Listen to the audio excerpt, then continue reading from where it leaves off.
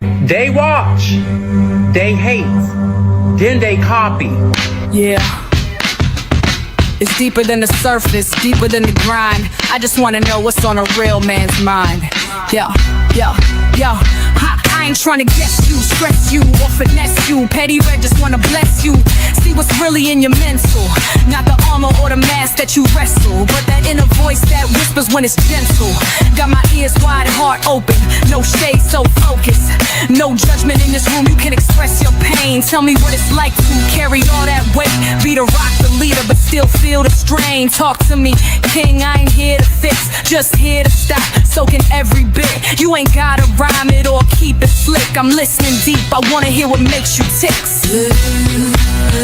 Blueprint to a man's thoughts starts by listening. Let him speak truth, no fear, no imprisoning. Open space, real talk, red just vibing here. Trying to know the heart that beats beneath the man's skin. Yeah, I just wanna know your mind. Every corner, every climb. You ain't gotta hide behind, just let it go, take your time. Tell me about your fears and flaws, your hopes and desires. Did your past teach you silence or teach you to clutch? What do you dream when the world ain't tough? What do you need when strong ain't enough? Where's the joy that you bury in the grind? What fears dance in the back of your mind? Who taught you love? Who taught you war? What's the wound you still trying to ignore? You ain't soft for expressing what's inside. That's king energy, that's real pride. Petty red ain't scared of your tears or your cries. I'm here to witness, not just ride. Blueprint to a man's thoughts starts by listening, not by pushing, pressing or conditioning. This space sacred, this bond glistening. Truth in your tone, I find strength in it. Yeah, I just wanna know your soul, not just what you control. This ain't no casual stroll. I'm here for the truth, yeah, the whole truth. No interruptions, no should've said. Just say it raw, say it how it's in your head. You ain't gotta bleed, just speak your mind. I hold the story, every word you said. So when you ready, I'm still here. A woman with ears that don't just hear. I build temples with your truth, cause knowing you, that's the proof. Blueprint to a man's thoughts starts by listening.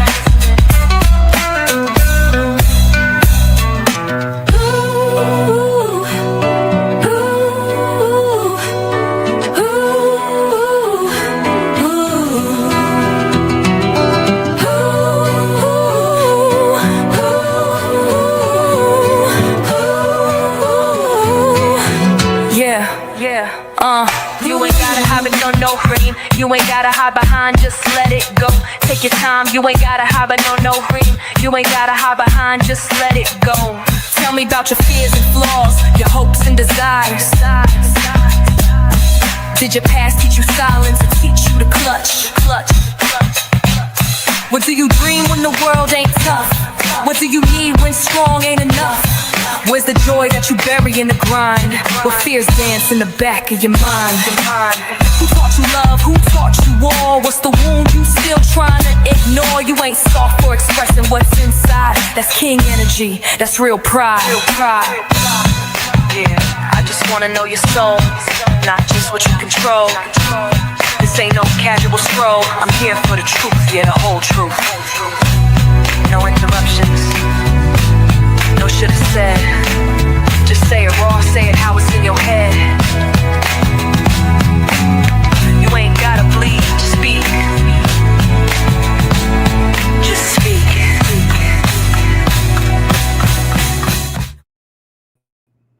Hey everybody, welcome to Red Lipstick Vibe, where the vibe is always positive. How y'all doing on this Wednesday night? How y'all doing?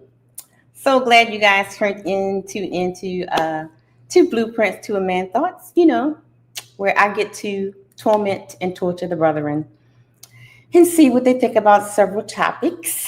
And so tonight we got a little special show tonight. We're going to talk about your younger self. We always hear the younger people say, we don't want to hear what the OGs have to say. But sometimes if we can turn back the hand of time as the OGs, we will kind of listen to what we have to say. So tonight I am going to torture the brethren because I want them to think back when they were little, think back when they were teenagers, think back before they got married, before they had kids, before everything. And we're going to see what they would tell themselves when they were younger. Did they learn anything? Is anything different? What would they tell their younger self? Okay. And tonight it's an open panel, so the link is at the top. For men, if you want to come up and join me to the torture, you can come up as well. And so let's get the housekeeping out the way so I can get the brethren up here and so we can get started. As you guys know, the goals to Twitch tonight is 15 memberships. Membership is only $2.99. And also don't forget the paper towel fund, baby. Okay. Don't forget to support the Paper Towel Fund. On Cash App, Red Lipstick Vibes. Thank you, Caleb. Okay. Caleb said, don't forget to support the show. Do it via Cash App. And thank you guys for supporting the last show. For the sponsors of the last show was Team Fatty and Tony Golden with 5 memberships piece. Thank you guys for supporting the show. And if there's something else I want to say, there was something else I wanted to say. Oh, yes. I want to say this so we can get started. Mm-hmm. Oh, wait a minute. Let me see who's in the chat first. Hold on, y'all. Wait a minute. Let me see who's in the chat. Shouts out to Rose on Twindside. Shout out for D in the chat. Great Pill is in the chat. Brother is in the chat. 18th letter is also in the chat. Brother is in the chat. Princess Kimmy is in the chat. Hey, Kimmy. Of course, the panelist, he's up here. He's in the chat too. And shouts out to everybody that is watching in the clouds. Everybody's going to come over later. We are just going to get started and have some fun. All right. Here is what I saw before I bring my guest up. And if I offended you, I am going to remind you in advance that I am very sorry and I apologize for the inconvenience of me not keeping up. Okay. I just wanted you to know that, okay? Because people be. Okay. All right. So let me bring up my guest for tonight. We have a few people that are coming over.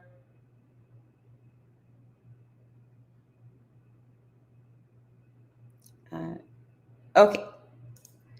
Don't do that, y'all, because that's distracting. Wait a minute. Okay, I got your message. Let me bring up my guest first. We're going to bring up my co-host, as always. My brother by my side, Mr. He Said, is in the house. Salute. What up, sis? How you doing? Uh-oh, look. Every time, see, I set up my little sounds, and now it's not working. Lord Jesus. Oh, here you go. Let's go.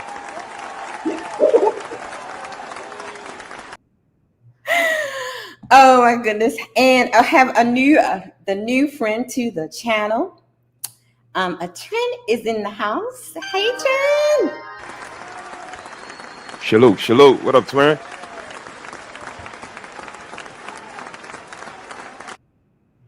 And also, we got my other brother from Baltimore, Savannah from Smoking Talk. Salute. Peace to the panel. Can y'all hear me? So I'm noticing something. All the Baltimore, you got both of y'all got internet problems. Is it something in the city that's going on with your internet? What's wrong with my internet? What's wrong with me? Well, at first you cleared up now, but at first you were like kind of like blurry, choppy, whatever. Yeah. You Okay. All right. I'm sorry. Yeah, we got to know who all gonna be there. We get real bougie at first. Oh my God. I'm hearing speak on it. I'm confusion. I don't know what that means. Okay. Oh, you're good now? Okay, good. All right. Shout out to Shout out to her in the chat. And guys, listen, I am 154 subscribers away from 3,000. So if you are not subscribed to Random Steve Vibes, make sure you subscribe to my channel. And everybody that have all your dummy channels, all your dummy accounts, y'all know y'all got 5 of them, okay? On that burner phone too. Use the one on that burner phone. We won't tell. Okay. Subscribe to the channel. I am 154 away from 3,000. Hey me. So I thank you guys for supporting me all this time being in these YouTube streets. I mean, it's been interesting. It's been interesting. So brothers, y'all ready? Y'all ready? Yes, ma'am. Okay. Probably not. But let's go though. How you doing though, sis? You good? How you doing? Yeah, your day was all right. I ain't speak to you today. It was okay. What happened was I was able to finish everything I need to do really early, right? So then I'm laying there in the bed and thinking I would go to sleep. Child, please. I was laying there just my eyes wide open, like, okay, I need to take a nap. But nap did not come. So I'm wired right now. I didn't get no nap. Jose's in here. Hey, Jose. Jose is in the chat. It was good. So brother, I hear you say something about this all the time. So this one is just for brother, y'all. This one's just for brother. I saw this and I said, you know what? This is for brother. This is his icebreaker. Here we go. This is for you, brother. Damn. I'm tired of you bitches getting under my comments trying to act like the moral police. Listen, I'll stop calling y'all bitches when y'all stop shaking y'all ass to artists that call y'all bitches. Matter of fact, I'll stop calling y'all bitches when y'all stop calling each other bad bitches. Until then, bitch, bitch, bitch, bitch, bitch, bitch, bitch. Big facts. I like it. I like them. Welcome Nino Nation to the panel. Love Dino. What's good? Dino. What's good, man? Oh my goodness. So brother, I know that you get kind of called out a lot of times when people say you should be calling women bitches. How do you feel about that? I double down. Mm-hmm. I mean, that's just me. It's the, the control aspect. And that's the reason why we sit here. Nobody wants to be controlled. So I'm a Cancer, you know what I mean? And people don't like to attribute things to astrological signs and stuff, but I do. Like when you tell me don't think about pink elephants, the first thing that pop into my head is a pink elephant. So, it's one of those things. It walks like a duck, quacks like a duck. I'm going to call it a duck. And when you try to control me and say, don't call a duck, like that's disrespectful to me because I'm an intelligent guy. Like my resume speaks for itself. So if I, again, do it with who you can do it with. If you can find some guys that you can behave cantankerous and they won't call you out, you should say, kudos to you. But when you do go on the other side of the spectrum and find guys that you can't behave like that or they're going to call you out, you should be like, I respect that. Let me not, behave like that or maybe remove myself from you. But I think it should be a consideration for those men as well. And I'm definitely one of those. You tell me don't do something, I'm more than likely going to do it. Yeah. What do you guys think about the whole thing where,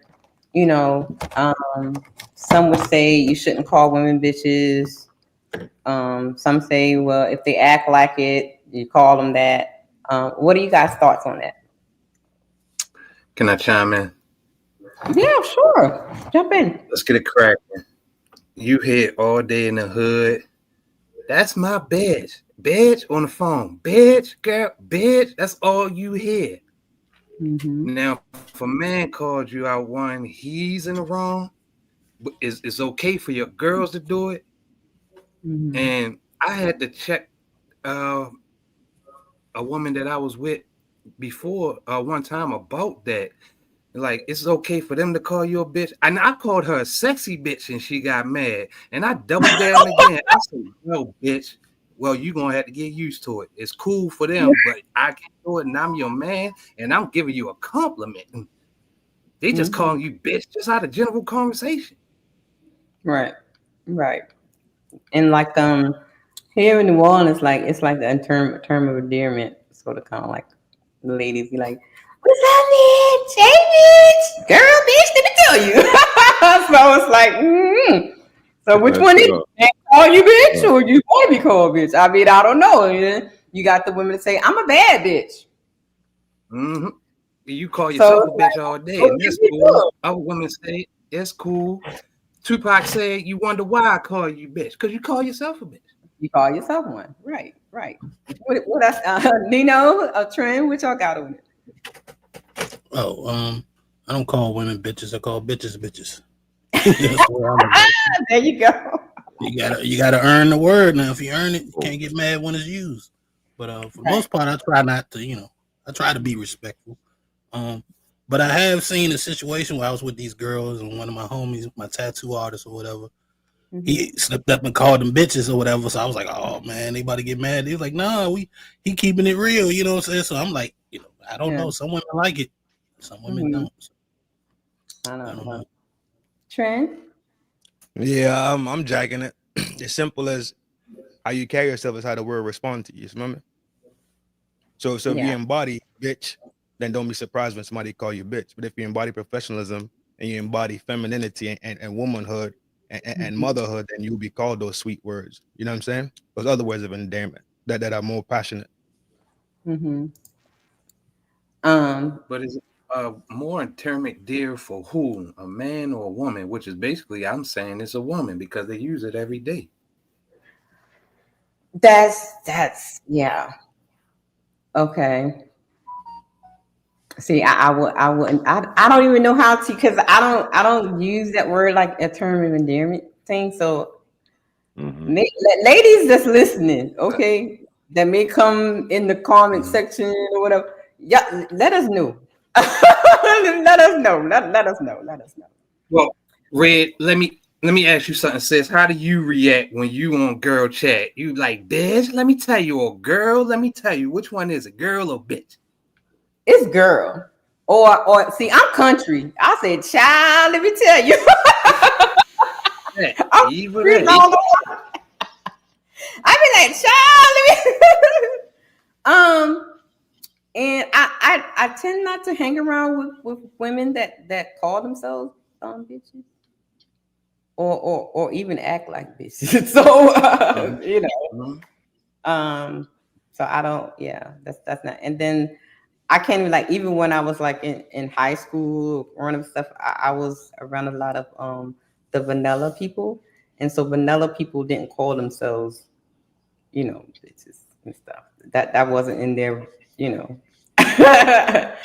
And then, I grew up in the church, and so we didn't call each other bitches in church. So yeah, it's either child, let me tell you, or girl, let me tell you. It's never that, whole.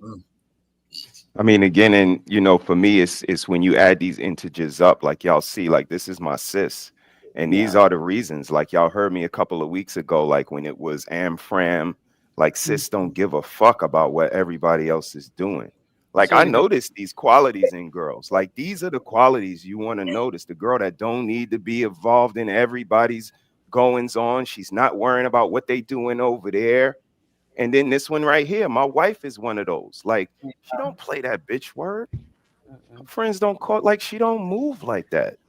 They don't call each other bitch. Like, so when I seen these two ladies, they call each other sis. Yo, sis, yo, sis, yo, sis. Like and this is why I celebrate them, because they don't bring that energy. And when she's gonna talk about being younger, like I've always been this type of dude, like the girls in sarongs, head wraps, like them India Ari bitches in the 90s. Like that's what I was around. I was not around bitches that just ignore their kids. Like this shit ain't life. I don't know when it became life, but making sure the kids drink water and listening to music that don't got bitch in it every other word, like that's what women that personified them in my day. So that became neo soul and all of this, like I was talking about last week, sis, conscious. It became something different than what I grew up, because the ladies were ladies, and who you calling a bitch, like that was a thing. Yeah. Yeah. That word yeah. was offensive back in the day. Right. Now it's That's just what I'm thrown about to say. around loosely. Right. It's thrown around loosely. First thing come out, tongue out the mouth, start twerking. Bash. Yeah. Well, can we flip it over though? If they turn the B word that was, offensive into something, good for them, can we say the same thing for nigga? How men turn nigga into No, my nigga, because we hey my nigga, you know what I'm saying? No, it's not the same because thing. they jacking that too, sis. They jacking that too. Who jacking They it? calling us.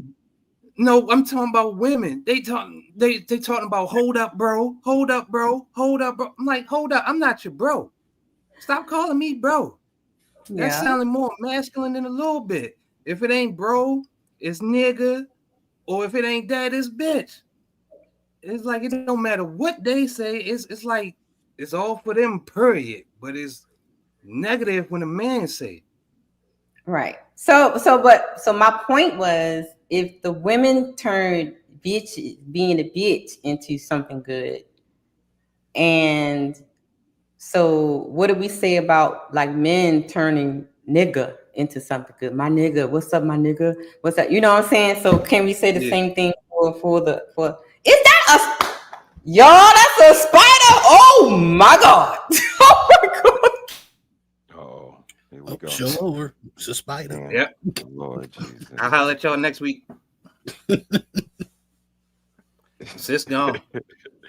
Yeah, she's definitely gonna work that out. Let me see. Sis, let us know how you working out over there. That's crazy. She really don't do well with stuff. But bro, I'm really talking it because I mean it don't matter either way. I mean we can use it. We always used it, but it is always good and bad terms. But we should never use it because it's always defined out people as like back in the day. But it's a term and endearment to us. Right. And when we say my nigga, we mean that as a genuine term to towards some people or your peoples or whatever like that. To make it our own, we can, but they'll be still using it anyway. Mm-hmm. How about you, Trent? What you think, man? The reality is this, though. Like Sabir just mentioned, the inception of the word, right, was for negative connotation. So even though we still try to say, well, we taking the word back, or we're using it in a light of positivity and support and endearment on a better note, right?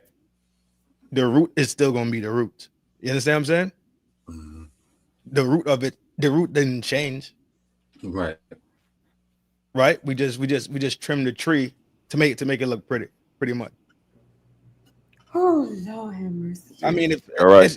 At the end of the day, you could do what the fuck you want to do, to be honest. For real. Nobody here to police speech or tell you what you can or can't say, right? Facts. But like I brought up earlier, but like I was saying earlier, it's however you treat yourself is how the world kind of tends to treat you. So if you say I'm not jacking it, don't call me that because I don't align myself with those terms like nigga, bitch, the P word, DH, SMID, right? You carry yourself like that, then naturally either people gonna respect that about you or you remove yourself from their presence. This moment, that's a fact. So it falls back on you and what you're willing to accept, or it falls back on you and what you're willing to deal with, pretty much. Appreciate you, bro. Appreciate you. Sis, you all right over there? Lord, she traumatized. Jesus Christ. She took the camera up and everything. Blink twice if you need us, sis. Blink twice if you need us. Nino, man, it's on you, man.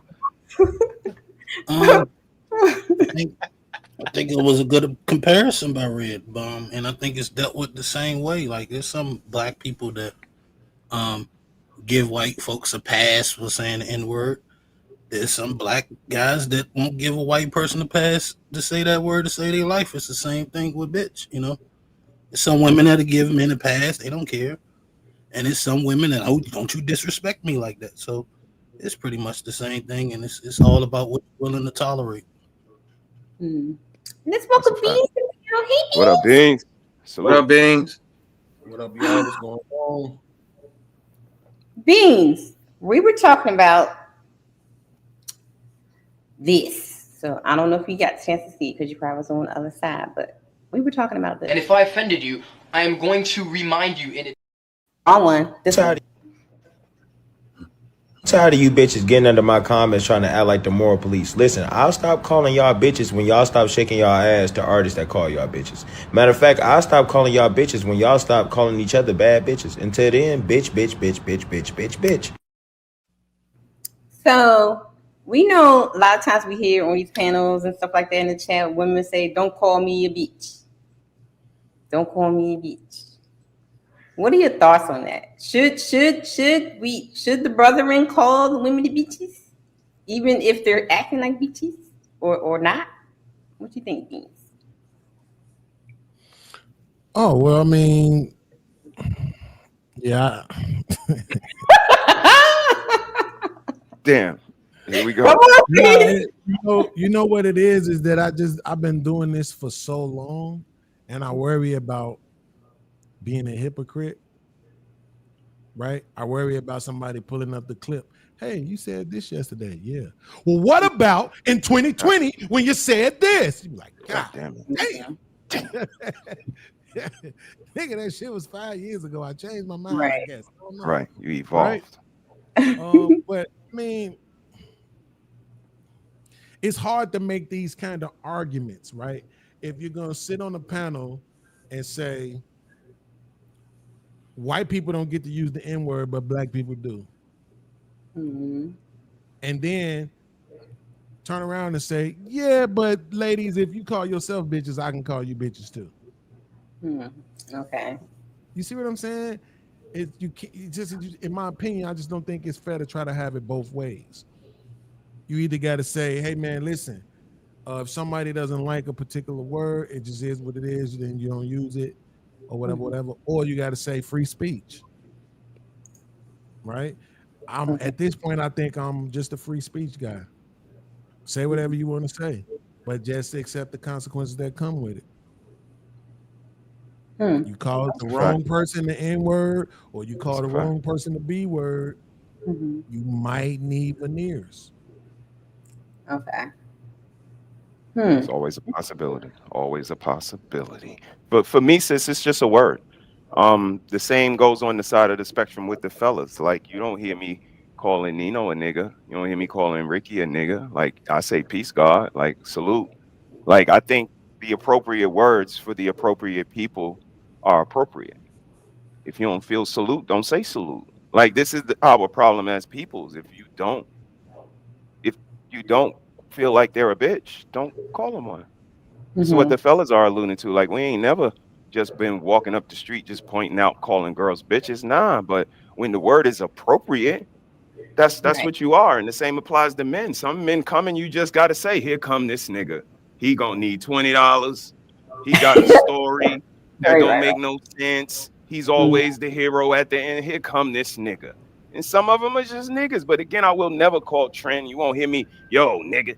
Like, that's not the energy that man carries. But some niggas carry nigga energy. And that's what they get. Just like some bitches carry bitch energy. Like, why do we let people let us walk on in this minefield? And we actually walk on it. Like, I don't want to step on this landmine.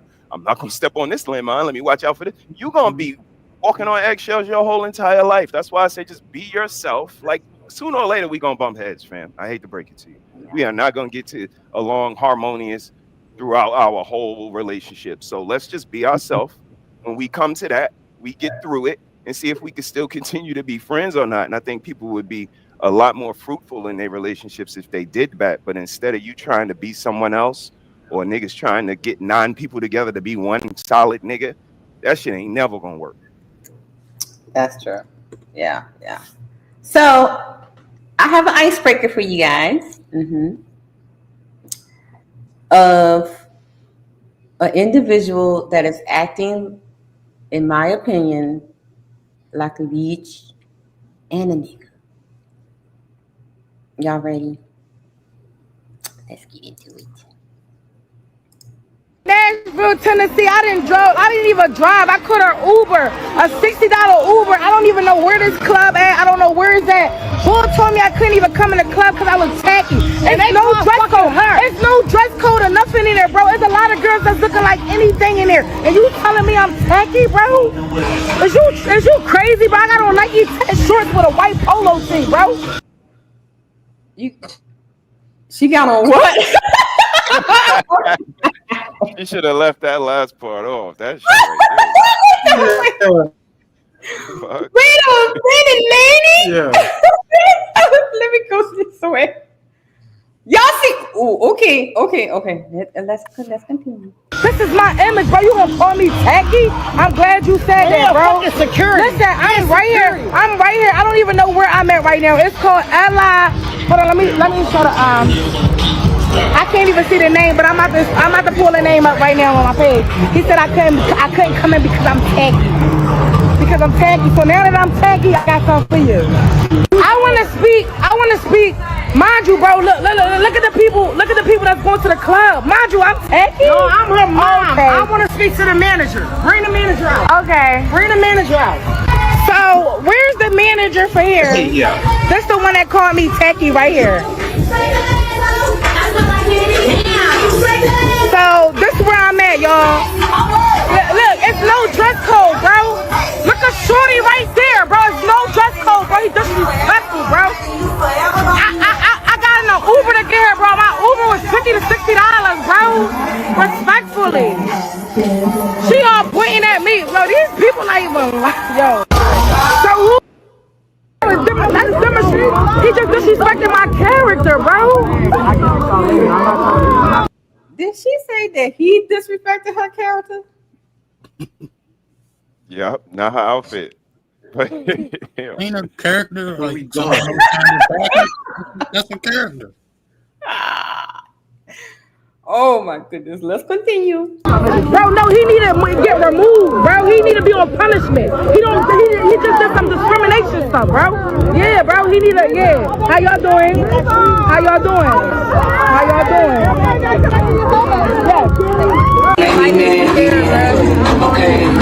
I'm glad everybody think that it's funny.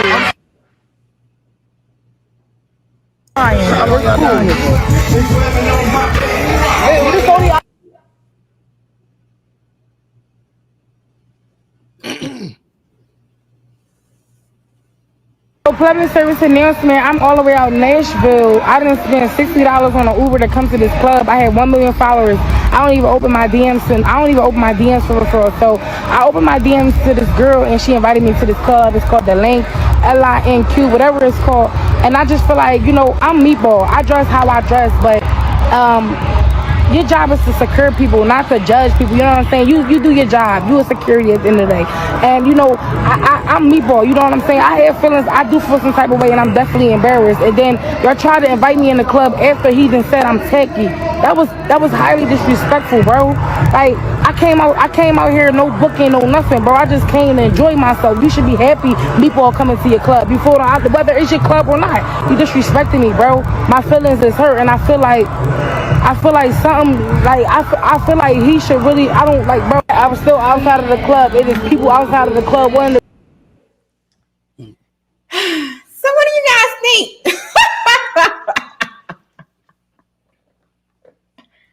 She's embarrassed. He disrespected her because she is not tacky and bro and more bro. Didn't we just talk about that? You see how many times she used the word bro? And here's my thing. It may not have been a club. It's probably somebody's establishment. But even though probably people was coming in there every type of way, but it's probably a certain type of way. And she didn't fit that. I don't know. Anybody else? Go ahead. Go ahead and jump in, anybody. Yeah, I think this is lunatic shit. This is lunatic shit. This is about to burn my nerves, dog. This is lunatic shit. How is that? What part of your character is this? What, the short and the T? Just because it was polo trend, in Nike shorts. You played yourself, dog. And this is what happened when you play yourself. You made a decision to walk out the house dressed like that, and they was not having it. So now your feelings is hurt. Now he attacked your character for calling you tacky. No, it was tacky. He called it what the fuck it was down the line. It's just that simple. She dressed like a meatball. Recognize this girl. What's up with this meatball? Is that her handle? Like that's who she is? Like that's her Yeah, character? that's her name. Yeah. I think it's like a reality star or something like that. I think. I don't know. I think so. Turn your mic just a little bit. You kind of low. Her body was nice. If she didn't look like that, I guarantee she's still gonna get my it. mic. You good now. You was like kind of low for a second. I couldn't read. Oh yeah, it's just when my mic. If anybody is saying anything else, my mic be like, oh, it counts as okay. I got you. Yeah, my mic be like, hush, hush. You're like, shut up. Somebody else is talking.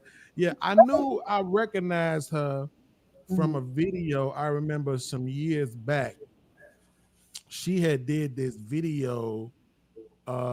It was a dance trend or whatever that was going on, and she did this video, and I remember posting it on Facebook. And one of my nieces, right, just so happened to be one, like arguably my prettiest niece. Like she is the one, right, out of all our nieces. Like she the one that everybody else looked to. Right, because she light skinned, she thick, she got the bag, she got the man, she just got it all going on, and she was defending this shit. And I stopped talking to my niece for a couple weeks after that. I was like, this shit got to stop. Okay, y'all got to stop this bullshit where you pretend like everything is everything. Nah, she looked dumb. It's okay. Like she looked goofy in that video that she had. She looked goofy, and but it was it was the sisterhood thing, And it's like, nah, listen, everybody don't get away with everything. I'm sorry, and that's okay. And if you ask me, in my opinion, I think that shit was a skit. I think when I say skit, that's not the right term. I think she did that on purpose. Right? She do got 1 million followers. She ain't lying about that. But that just goes to show you that 1 million followers wouldn't mean shit. Right? When you go to a place of business or an establishment, they have a certain particular dress code. They standing on that shit and don't give a fuck about your 1 million followers. Because your 1 million followers ain't gonna have a bunch of people coming out. You don't have 1 million followers because everybody wants to be around you. You have 1 million followers because you make yourself look goofy. Right. And it's entertaining for people. They laughing at you. See? So exactly. Yeah, she know damn well she I know it's Memphis. Or Nashville, whatever she said. Nashville, yeah. God damn it. Hey, listen, I'm gonna take my shots at the South every chance I get. So hey, let's go. Cut it out. Cut it out. It is what it is. All right. The worst thing that ever happened to black goes back to we were just talking about being called a bitch, right? She came dressed tacky. She was acting tacky, so therefore he called her tacky. So if you're acting like a bitch, why you can't call you one? Same thing. If you go to her IG, you see immediate, like she's one of those girls that's trying to sell the idea of, hey, listen, it's all fair. No, it's not. Right. It's not. You look horrible. Yeah. The weave don't help. Nothing helps. You just look, you're not attractive, you're not sexy, and that's okay. Right? That's okay. So I'm like I said, I'm just gonna chalk this up as she did that on purpose because she know better. She know better. Damn. Nino, how about you, bro? Yeah, she said that. I mean, her character is tacky, ghetto. You know what I'm saying? I remember Meatball when she used to vlog and she was getting into it with her mama. She was putting her out. She did a season on Baddies. I don't know how she got on that show, but she did a whole season on there. And that's her character. You know what I'm saying? She kind of tacky and off-putting. I guess people don't usually say it to her face, I guess. You know what I'm saying? And I guess maybe what is hurt her Baddies? feelings. Baddies? You ever heard of Bad Girls Club? Yes. All right, so that's like the evolved form of that. Once that got canceled, what's her name? Natalie Nunn, with the girl with the chin, light skin. Mm-hmm. She kind of is the CEO of Baddie, so it's this kind of the same thing. It's just now she's like the CEO, and they go to different places and argue and fight. Oh, it's on TV. Yeah, it's on Zeus Network. You ever heard of Zeus Network? Oh, it's on Zeus. Okay. Yeah. So, which is basically a Fire Stick app. Okay. Yeah. So, yeah. God damn, man. Jesus Christ. I'm saying, okay. What's going on? Where else can you access Zeus? Can you access? No, you can actually download it to your phone. You can download it to your phone, your smart TV. But you can watch Tubi. Like Tubi is, you could watch it online on your laptop. Yeah, you can watch Zeus on your laptop. So it's its own app as well. Yeah, it's an app. It's an actual app you can download. Okay, well at least they got that part. Okay. I just saw a video the other day where some girl made fun of that.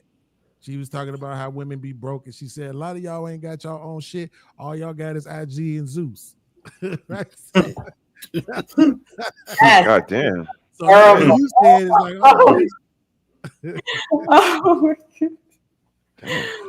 oh my God. Lord have mercy. Everybody had something to say about that? Y'all done? Y'all good? Y'all good? Yeah, I think I'm the only one that didn't chime in. That right there that's not new for me. You guys know I come from New York, 90s, the tunnel. Like that's what the tunnel was about. Like maybe Aaliyah could do it, maybe Left Eye could do it, like those types. But anybody just can't just throw on anything and come in. We reserve the right to be selective. I thought that was implied, like people knew that businesses, you need shoes, you need a shirt. They reserve the right to be selective. Like all of these things I thought was like knowledge, worldly knowledge, depending on where, you live or where you're from, but we all got stores. So I didn't know that not being allowed entry was, victim worthy. Like, no, you just move on to the next establishment. It is a club that will accommodate you with that attire, sports bar, so on and so forth. Again, it's an element of control in there. Like, I don't know how people can't see it. Like, they just want to do what they want to do, and they gonna do it on your watch. And that's me. Like, not on my watch, bitch. Fuck out of here. Do that shit on whatever sucker nigga that allows you to do that shit. Do that shit with them. But when you see me, either go the other way or be like, Mr. He said, I respect that you one of them niggas I can't pull that shit with, and I'm not gonna pull it with you. But when it's like your mother black and you hate women and like all of these lies just because you can't act a fool around me, either get from the fuck around me or don't act a fool. That's real talk. So guys, what did you guys think about the title of the show? If you can turn back the hands of time, what would you tell your younger self? What did you guys think about that? Did you guys start to reflect on that question before y'all came? Did you start to think about, if you can turn back the hands of time, what would you tell your younger self? How young we going? As far as back as you can remember. I did put up a poll. I asked a question on the community post. I asked people, at what age would you want to go back to make changes? And a lot of people had like teenager in like 20s, right? That was like the main two, right? So if you could go back in time, What age range would you go back to? Would you go back to childhood, teenagers, 20s? I think everybody's like in their 30s or 40s or like brother, not 50. How far back would you go? Brother, how far back would you go? Probably teenage. Okay. Teenage is probably where I kind of veered off. Choices, lack of male role models, and consciousness was my downfall. So I kind of, picked the wrong high school. It was crazy. Like I was. Stop right there because you're about to go into the conversation. Okay, we'll do. Just give me the age or the time where you want to go back. Trent, what time 15, you want to go back? 15. Okay. Trent? 13. Okay. Sevilla? I'd say preteen, like 12, 13. Okay. Beans? Shit, I don't know. I just know I want to go back to 1983. Let's go. Let's go, 83. What happened in 83? What happened? Well, actually, it started off kind of horribly because my grandmama died immediately. Okay. Sorry to hear that, bro. Rest in peace, no doubt. the Big G. No doubt. But at the same time, though, damn, I've said this out loud, so it's okay, I guess, for me to say it again. 1983, both my baby mamas and my ex, who I was with for 15 years, all three of them was born in 1983. Oh.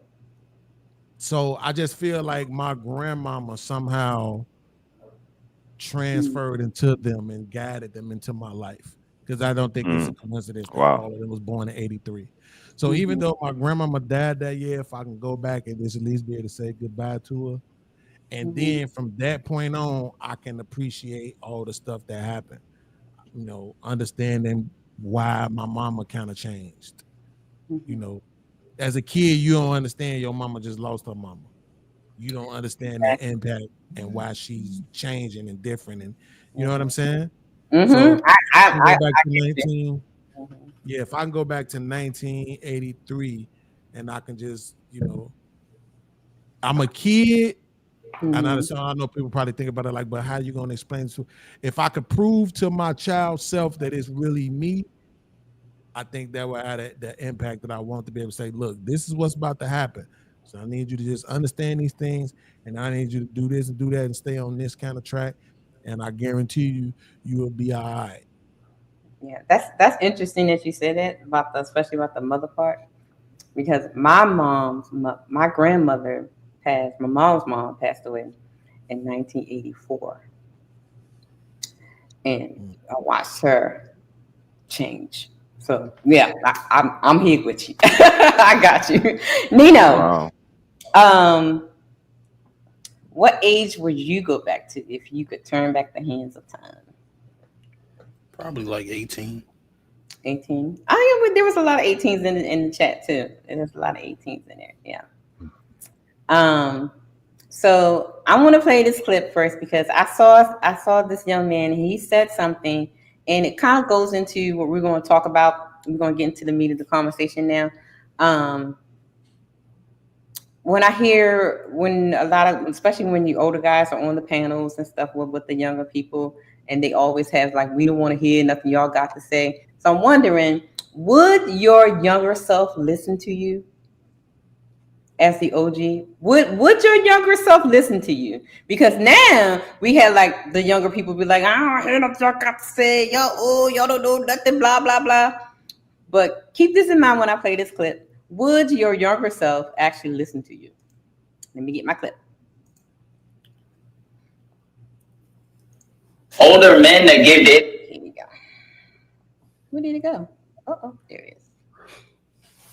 That give dating advice be funny as hell, no care. They are the biggest hypocrites on earth. Hey man, you better go settle down. You better marry that girl. Nigga, where your wife at, huh? Where your wife? Listen, young blood. I'm telling you, when you find that one, when you find that love of your life, nigga, you been going to Colombia. to get coochie. What are you talking about? You had your fun. Let me have my fun.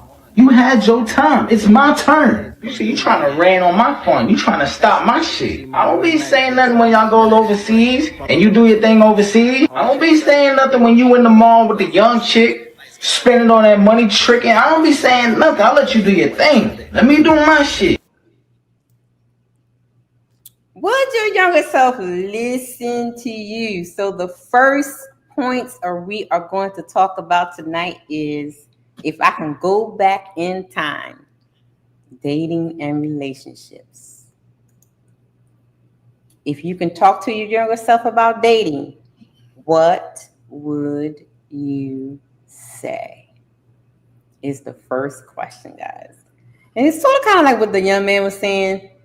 If you go back to yourself now and talk to yourself back then about dating, would your younger self listen to you, or would they have the same sentiment as the young man that was on there? Like, you can't tell me what to do. We just want to have my fun. Y'all just not this and y'all not that. So starting with Nino, and we're going around. If you can talk to your younger self about dating, what would you say? Nino? Would tell my younger self that I would try to boost up my self-esteem back then. Would tell him, you know, he's not as ugly as you think you are. You can get the type of women you really want. All you need is the confidence, believe in yourself. Stop being so shy, be more open, you know, talk to people. And yeah, that's pretty much it. Okay. Beans, if you can talk to your younger self about dating only, not girlfriend, not children, not marriage, but dating, what would you say?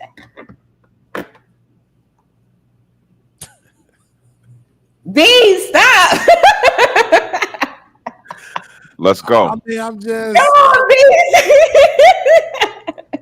at this point, all of these questions just seem weird to me. No matter every show, every panel I do, because I be questioning whether or not I'm saying something different than I've said before.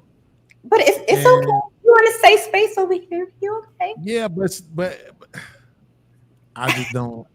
I like to be consistent. Mm-hmm. So I'd be concerned about being consistent. Okay. But being consistent means you also, and if you are conscious or righteous, you are allowed to change your mind when you learn something new. So just chalk it up to that. True. Yeah, no doubt. You know, I really wasn't big on that when I was younger, dating and all of that. I was trying to find a wife ever since I was like 9. And I God can't. Damn. Yeah, for real. Get it, Beans. I know that's right. I can't separate what I know. Right. So because of that, it's like I'm thinking to some degree, if I could go back, what I would be trying to tell my son is, hey, listen, you're going to meet this girl at this time, this girl at this time. These girls, make sure you get them pregnant. Right? Hey, yo, that's crazy. I want my same kids. You know what I'm saying? Okay. There's other girls that I wish, like my ex, when she got rid of our baby, hey, make sure she keep that baby. Like certain things, you know what I'm saying? Like that's what I'm saying. It's some stuff I can't escape who I actually am, which means me answering questions will take my answer's gonna go somewhere way different. Because dating is just what is, I don't even know what that is. That is basically you paying for women's entertainment. If you so what I'm telling, I guess that's what I would tell my son. Hey son, dating is you paying for women's entertainment. Don't do it. Okay. I didn't date. That's not what I did. I don't know what that's like. Okay. Severe. If you can talk to your younger self about dating, what would you say? Don't stack your bread, get money, drink water, do push-ups. Okay. Let's go.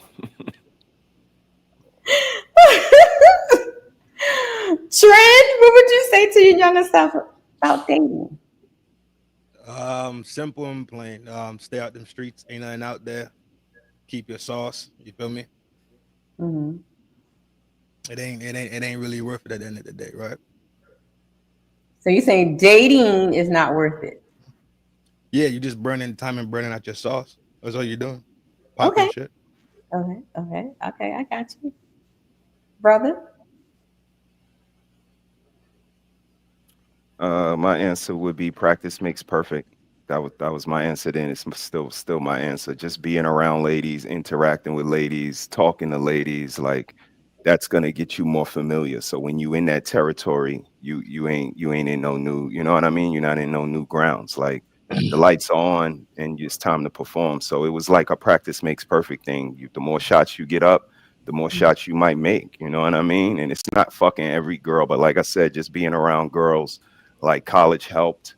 Just the atmosphere. You're around 2,000 girls. Like we playing spades. We got all of these workshops and shit that we go into. So it was just a repetition and getting to know them, getting to know myself. And you know what I mean? Once it starts to become repetition, it's just, you know, like easy.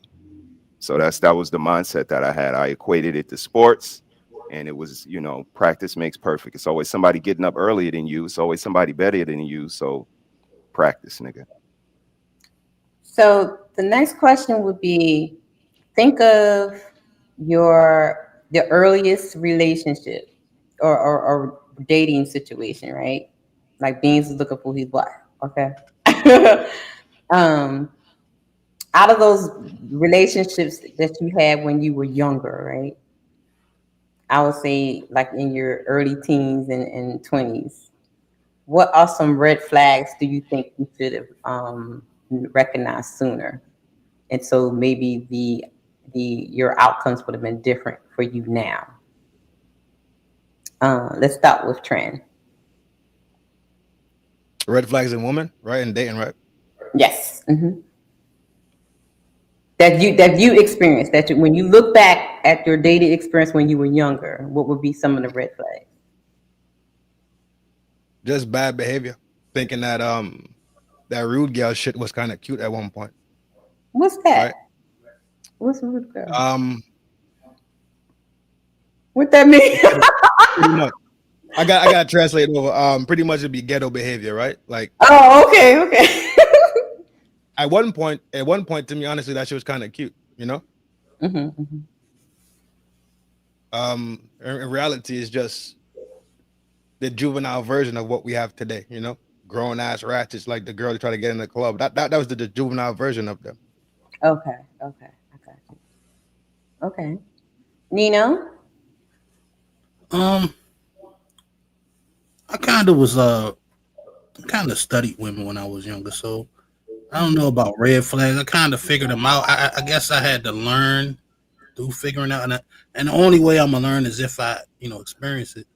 But I had to learn that women aren't always sugar and spice and everything nice. They can be just as grimy as they want to say men are.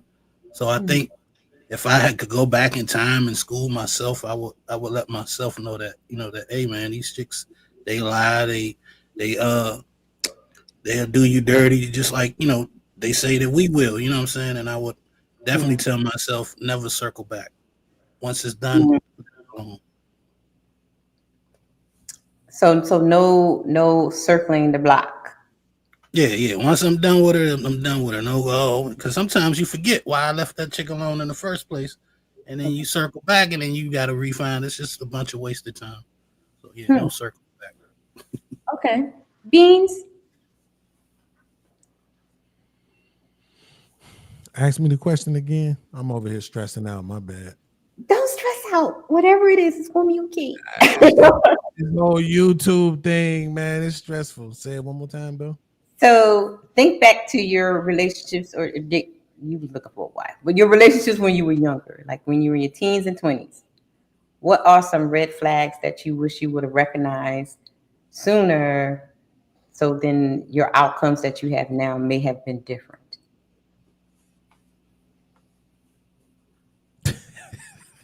What, Beans? I mean, I'm like, what's going on? my first thoughts, it always be something so way out, you know. It's okay. This is the men's panel. The guys can say what y'all want to say, talk how y'all want to talk. It's just me up here. It's just me. You fine. However you want to go. Honestly, I just don't. I don't know. I mean, because I'm one of those guys who always question if I could have done something different. You know,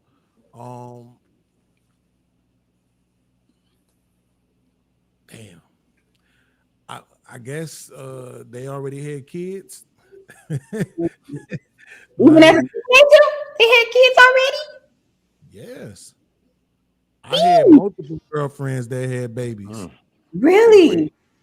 16. Was that a fetish of yours or attraction? I just want to know. I just want to know. No, I think really what it was is that I was just feeling that loss of family at home. Okay. And I just was yearning to have my own version of it. Okay. To replace what I didn't have at home anymore. So, yeah, but I guess that's probably would be one of. But see, that's what I'm saying. It's difficult to say that because you're saying now that I'm going to remove the experience, and I don't necessarily know if I want to do that. You know what I'm saying? When I was 16, I was talking to a girl. She had I can't remember, the baby wasn't even one yet. It was still a baby. Lord Jesus. And she came over to my house for Christmas, like a day or two or something before Christmas. And she said she was going home to get some Pampers and she never came back. Oh, she did. I'm going to get some milk like a man would do and don't come back. She did one of those? Right. Oh, okay. So after the second day, my mama was like, look, we got to take this baby to her family. We can't just keep this baby.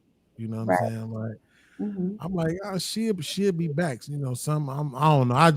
I wanted to keep the baby. I ain't even gonna lie. I wanted my own baby so bad at that age, at 16. But we ended up taking the baby to her mama. You know, her mama was just like, you know, that's crazy. And then I ended up seeing her in the club like a month later. How did that go? It was weird because she was dancing on this guy. And I walked past and I like rubbed my finger across her butt. And the dude was like, hey man, what you doing, man? Touching on my girl. I'm like, shit, I thought it was my girl. What? Lord Jesus. Right. She took off running. You know what I'm saying? And then me and him had a conversation. I was explaining to him. He's like, yeah, she said that's my baby. I'm like, well, I mean, it definitely ain't my baby. I didn't know her. Yeah. When she was pregnant, but I'm like, yeah, man. I just explained to him what happened. He's like, man, that's crazy, whatever. But see, this is what I'm saying. I don't regret that experience. And not only that, it led to me screwing 3 of her cousins. So if I don't have that experience, I don't get to hit the other 3 chicks either. You see what I'm saying? Lord Jesus. I like the math. Okay. That's why I'm saying it's difficult. Damn. A lot of times it's difficult, you know, it's things that your woman did, you know, yelling at you, spitting at you, breaking your stuff. You know, it's crazy things that women do. And I wasn't no cheater. So in my opinion, I never deserved none of that stuff that I got, right? But it's like, yeah, those may be some things that you may need to acknowledge and run away from. But the problem with this kind of conversation, and not this particular conversation tonight, but I'm just saying in general, the red flag conversation is that most of the people who like to have those conversations don't understand they got their own. Yeah. They got their own red flags. So how you going to feel when everybody runs, oh, this nigga sneezing before dawn, it's over. You know what I'm saying? Like, what you going to do if everything is a red flag, then everything is a reason to not be in no relationships. Then how do we get back to these nuclear families that everybody want to say we need to get back to? We gonna talk about it. I mean, that's why I said be yourself, and let's go ahead and get to that bridge and see if we're gonna cross it or not. because that's the fastest way. If we both are being representatives until God knows when are we actually gonna get to the bridge and see if we gonna either burn it or, you know, build it stronger? So I say just be yourself. And with people not being themselves, everybody walking around like an actual lie, not just lying, like an actual walking around lie, it's gonna be real hard to get to that nougaty center. You know what I mean? Pause. Is it? What's that? Never mind. Severe. What? Red flag. That just went over my head. But okay.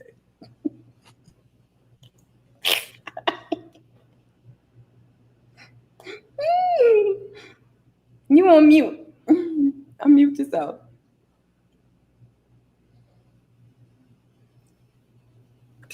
Yeah. Yeah, got you. Can you hear me? Yeah, we hear you. Go ahead. I said probably attitude and action. Attitude and action. Mm-hmm. Just noticing the red flags as a person attitude, how they would carry me, and their actions also of how they was treat me. Just what I picked up on it soon. Now I kind of have the similar story to Beans, but mine's is different. But just the attitude and action. Okay. Brother, you look back at your before sis. What are some red flags? There was a before her. Absolutely. Right. It absolutely was. Just the same shit the men say now. Like every woman I ever met, sis, told me I'm not like other girls. And they ended up being just like every other girl. Right. Like everyone, like I'm not like these other girls out here. I'm not like other girls, and it's like manipulative, emotional, using crying to get what they want, like all of y'all. And then I had daughters that solidified it, and women into my community that solidified it. Like this, we are who we are. Like when we try to run from it, and this is why I say just be yourself. Like Nikki is not different from other women, but I'm willing to take Nikki. I'm not willing to take these other bitches shit. They emotions, they crying, I'm not willing to put up with y'all shit. Sis though, and Nikki though, I'm willing. Them two I'll take. So I'll answer the questions. I'll do all of that for them. I won't do it for you though. And that's the difference. Like find a nigga that will do it for you, but y'all can't. And that's our point. Like they don't want to do it for you. Everybody holds a scale up. Should I cheat? Should I not? Should I?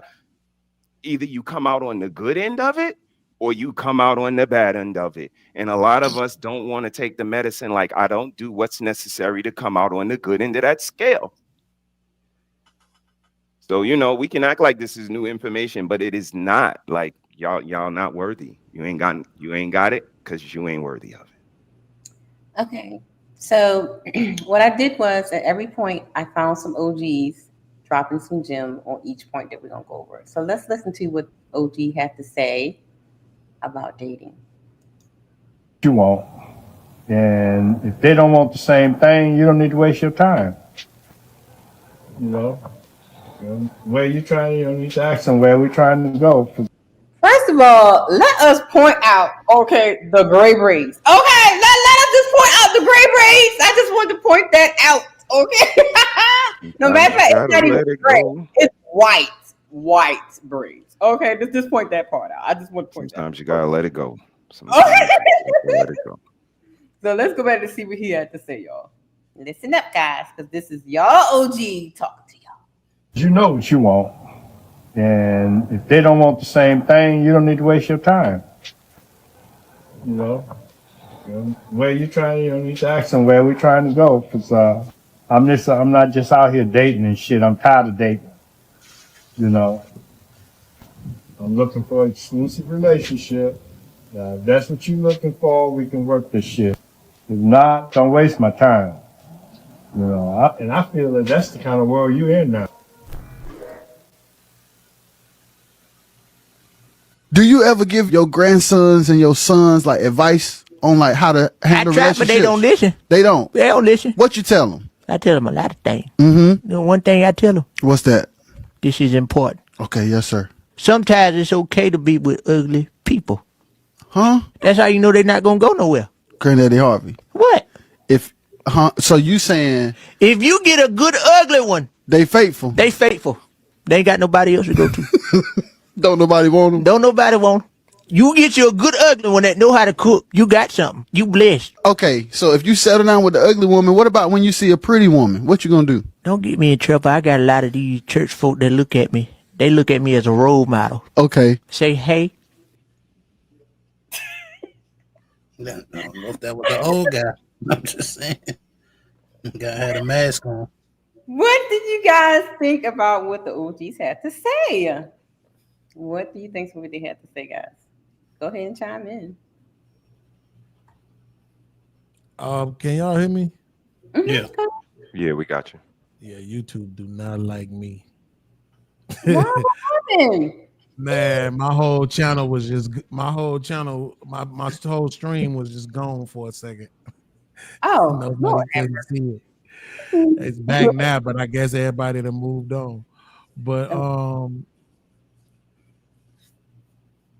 first of all, again, I'm not. I hope I'm not becoming a contrarian, because I find myself disagreeing with a lot of stuff, or at least just expanding it in my head mentally. You know, when you say if they're not on what you on, that may be true, but sometimes you have to adjust. Right? We tell this to women all the time, but the same got to be said for some men. I'm starting to accept the fact that right now, this version of me, the woman for me, is a fat white woman. What? Means? Well, what that goes to the old guy, the one at the end said, "Get your ugly woman." Let's go. Now she can't be ugly. Come on, Beans. Let's go. But I'm saying the woman that's gonna be the way I want her to be for me is gonna be a fat white woman. I cannot. Right?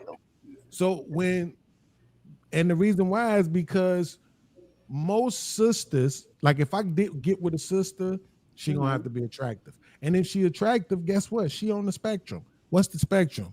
Hoe, hoe to prostitute. Lord Jesus. Whole spectrum now? Let's go. The spectrum is hoe to prostitute. Okay. Either way, they want some money. Either way, they want you to do something for them. They want Hold you to on. I got a question. I got a question. Oh my God! I got a question now. Beans, I got one question, Beans. If the spectrum of hoe to, what did you say it was? To prostitute.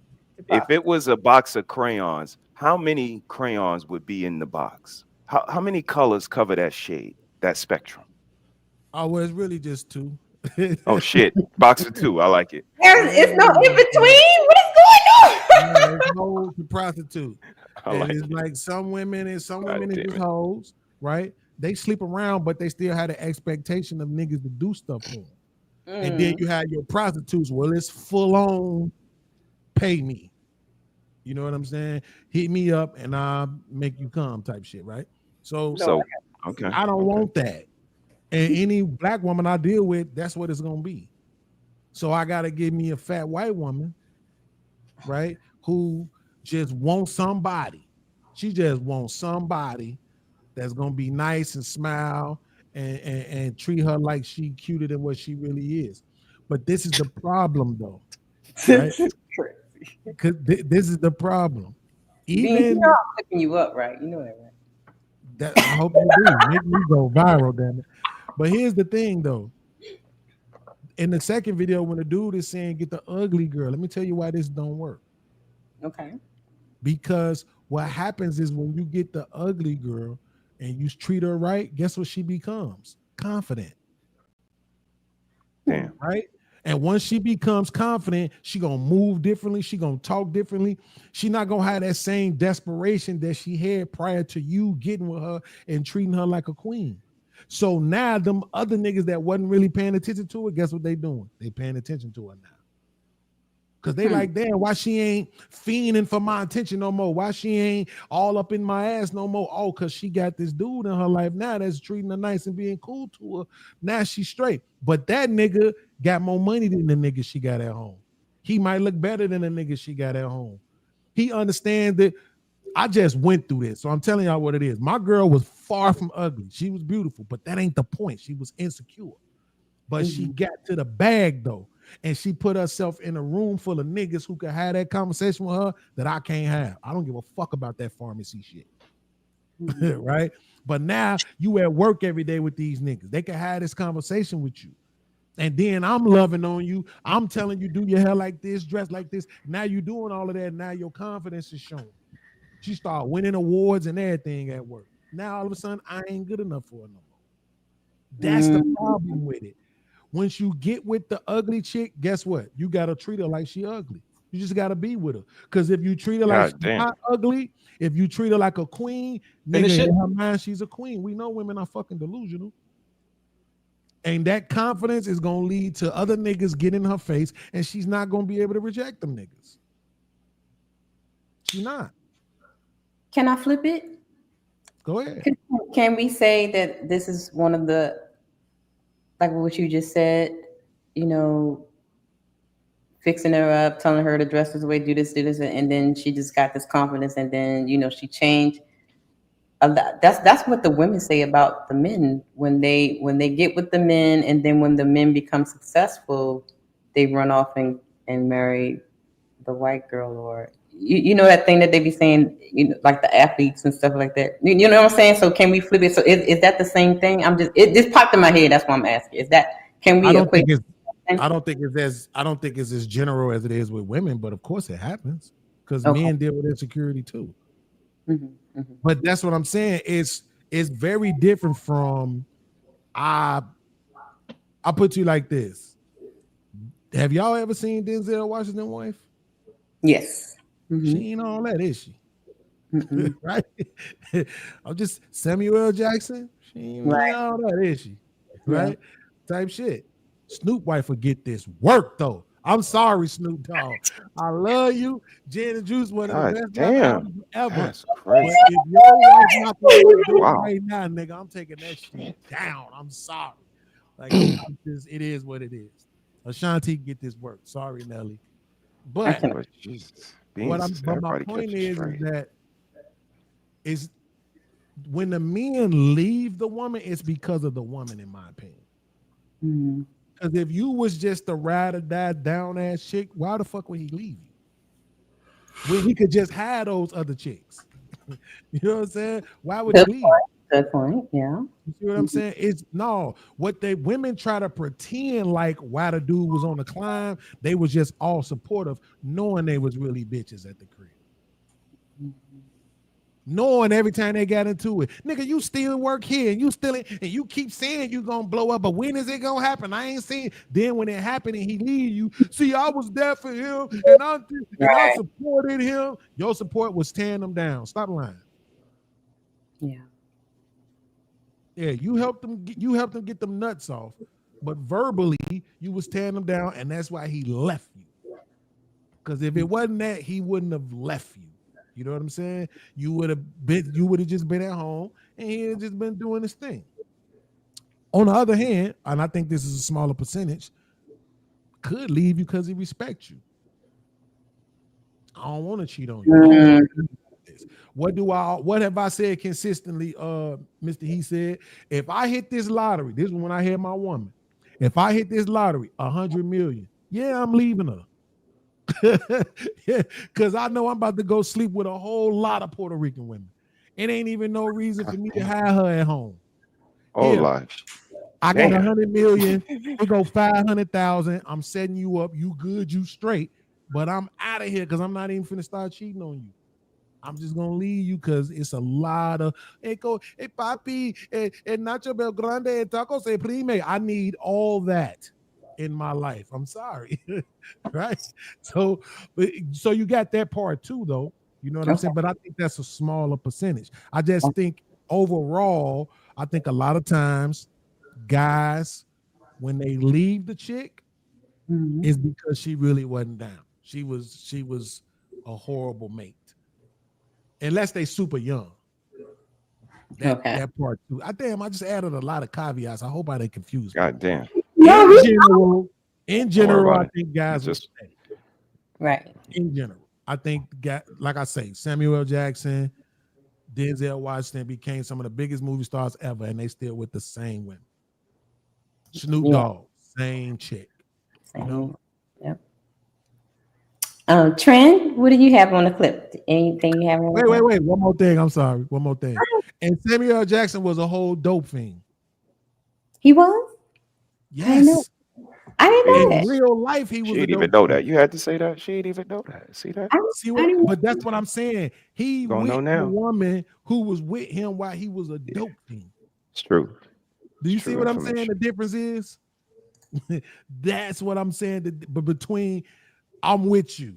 You going through this, but I'm with you. Versus, when you gonna make it? When you go? And then when I make it, fuck you. Yeah. You ain't do shit but talk shit the whole way. Yeah. Okay, Trent. What's the question again, please? No, we were. Stay with a dope fiend. No, I'm just. God damn it, Beats.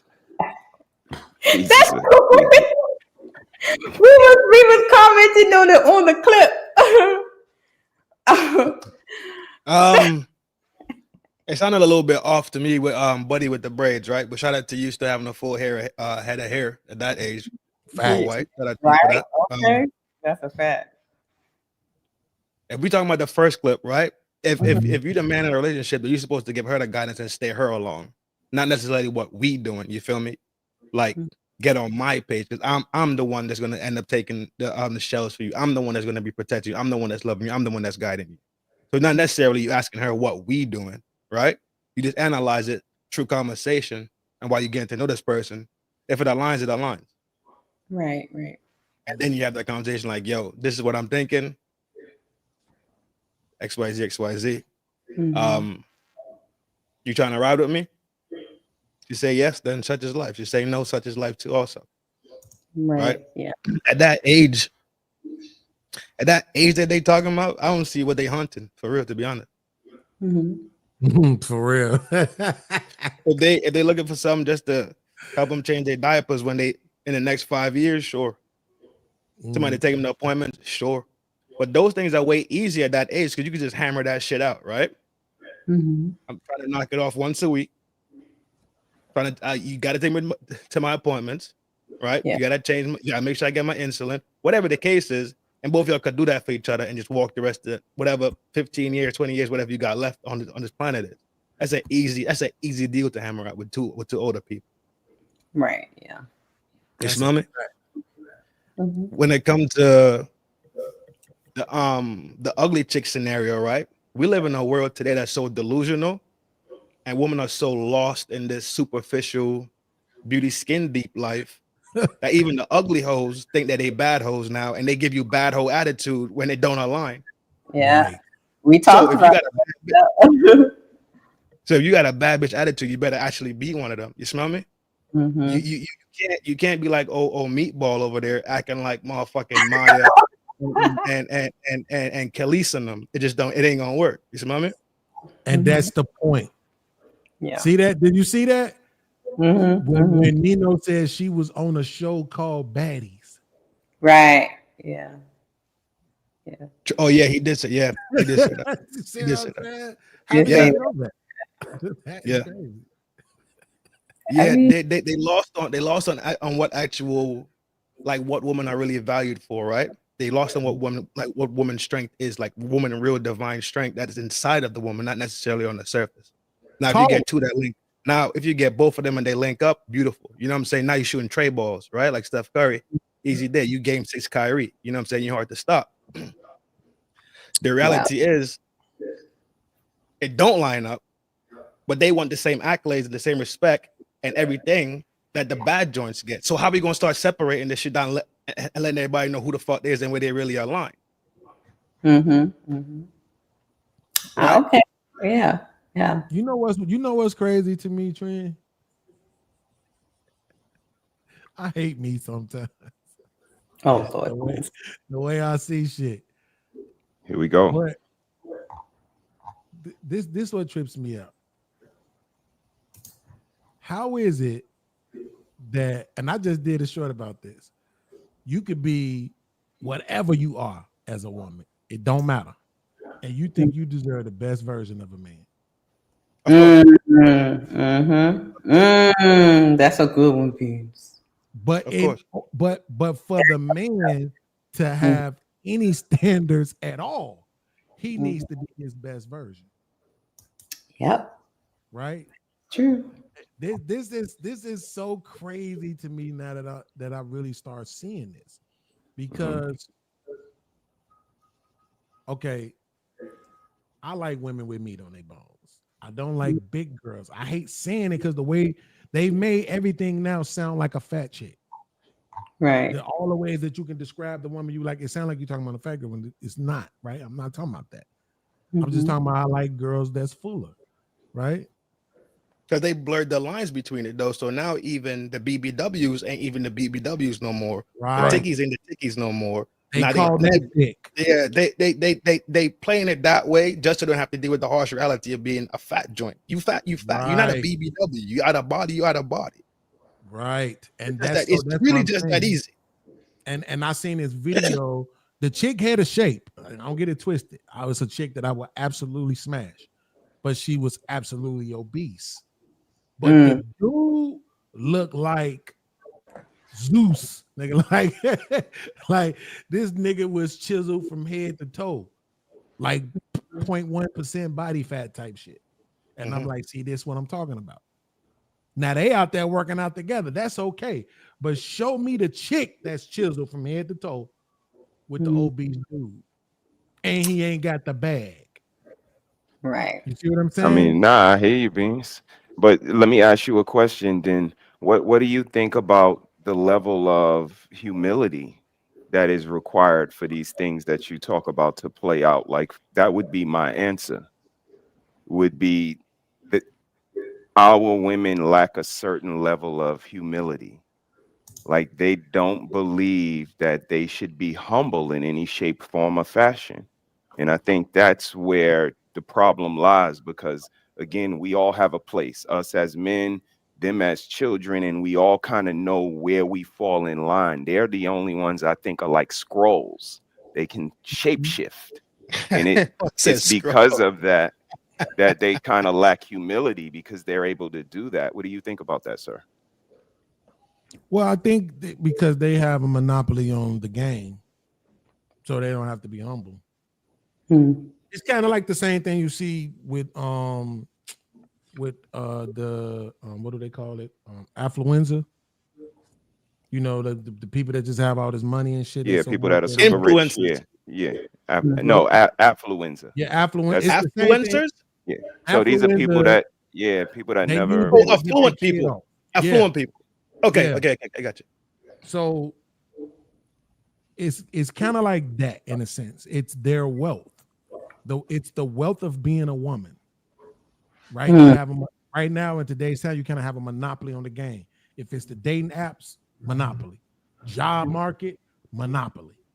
Marriage, monopoly. Divorce, monopoly. You know what I'm saying? Like kids, monopoly. Like they have a monopoly right now on everything.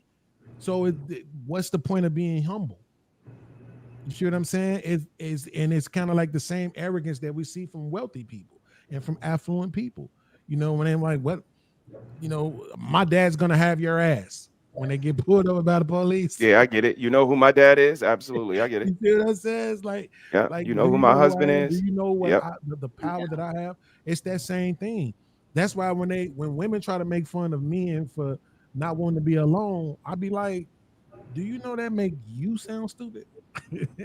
Like it doesn't. You don't make men seem like something because they don't want to be alone. You sound stupid because as a woman, we know you not gonna be alone. So when you don't have a man, guess what we know you are? Ho.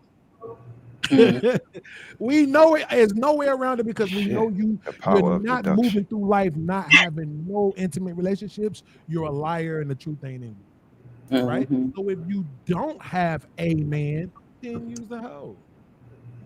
You see what I'm saying? So just because a man is saying he want a woman, he don't want to be alone. He wants a companion. He wants somebody to be with in this life. And you trying to shame him for that?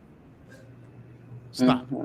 Right? So they don't have to be humble because they have a monopoly. whenever they want to. That POF app is the worst investment I ever made. POF? What is that? What is POF? It's a dating app called Plenty of Fish. Fish? It's the worst. Yes, it's the worst investment I ever made. Yeah, because it's a lot of fish in the sea. That's what I was about to say. It's like fish in the sea. When I first got the app, like I first had it, I just had it. My brother told me about it. I just had it. But then I paid to be a member. And the reason why I paid to be a member is because I wanted to do a show where I was able to incorporate the people from the app onto a show. Kind of like Pop the Balloon, but my own thing. This was before Pop the Balloon. Okay. But I can't get the girls to do no shows. I can't get nothing. They all looking for the same shit, which is a sponsor, right? But they know they have the monopoly, so therefore they don't necessarily have to be humble. Right. Most of their profiles is them talking shit about niggas. Yeah, I get that. You know what I'm I saying? get Like, that. most of their profiles ain't I'm a loving, caring woman, nurturing, looking for somebody to spread my love to. Most of their profiles is y'all niggas ain't shit anyway. Watch who you coming for. Don't you know what I'm saying? Like it's like damn. Right. But they could do that, right? Because as a man, I'm looking at the app and I'm like, at least she got white teeth. Swipe right. At least that's her real hair. Swipe right. Oh shit, she could cook. Swipe right. Like, you know what I'm saying? You finding reasons to swipe right. They looking for every reason to swipe left. Right. Yeah. I mean, and that was gonna be my answer. What's up, Go ahead, sis, you good? What up, Smash? Hey, Smash is in the building. Hey, Bug. I don't know. Who can you say something? Can you show yourself for? Because I'm not gonna bring you up if we can't see you. Can you show yourself in the back, please? Bug, whoever that is. Percocet 30 Master. Okay, nope, not doing crazy. that. Yeah. Yo, people are crazy. I'm sorry. You can't show yourself. I'm gonna have to kick you out of the studio. That is wild. All right. Smash is in the house. Hey, Smash! What's wrong with your mic? You come here with messed up mic. That's a shame. Can't hear you. Lord Jesus. Let me see what you got going on here. Look at God. God knew what he was doing. Beans. God damn it. I don't know. Hey, listen, I do it to the ladies. I got to do it to the guys sometimes. You gotta fix the mic. Who opportunist? Connected or something. I don't know. It's not even moving. Percocet 30. That is crazy. Yeah. That was crazy. I don't know. Yeah. So man, did you see that video with guys, men, you guys hit the link to come up. You have to show yourself in the back. You cannot be off camera you can be off camera on stage, but you gotta show me yourself in the back, okay? You can't just because I don't want to get bombed and all that other stuff that people be doing, weird stuff. Okay. All right, brother, can you take over for a second? You know, I gotta go downstairs real quick. Yeah, I got you. Smash, come off mute and let us know whenever you're ready, man. Okay. I was absolutely gonna say the same thing that you kind of alluded to, Beans, when you were flying your plane. I just think they steal answers from each other, bro, and the answers are right. So, you know, it's going to be hard to see through the cloak. You know what I mean? Like everybody got a little legitimate gripe to these answers that, you know, we may get successful and walk away or whatever the case may be. But it's funny that, like you said, Beans, we sit here, we have these conversations, and it may be a little while to want to reflect on previous statements, you know, reflecting on up to now. But I think the proof is in the pudding, man. Like the ladies, although we're not talking about all of them, I do believe that when we sit down and have these discussions, that it's a certain honesty to it. For it to be just played off like we're just completely wrong, I think is insensitive. I think as long as we could sit down and say, you know what, let me consider what these people are saying, I think that's when the conversation is worth having.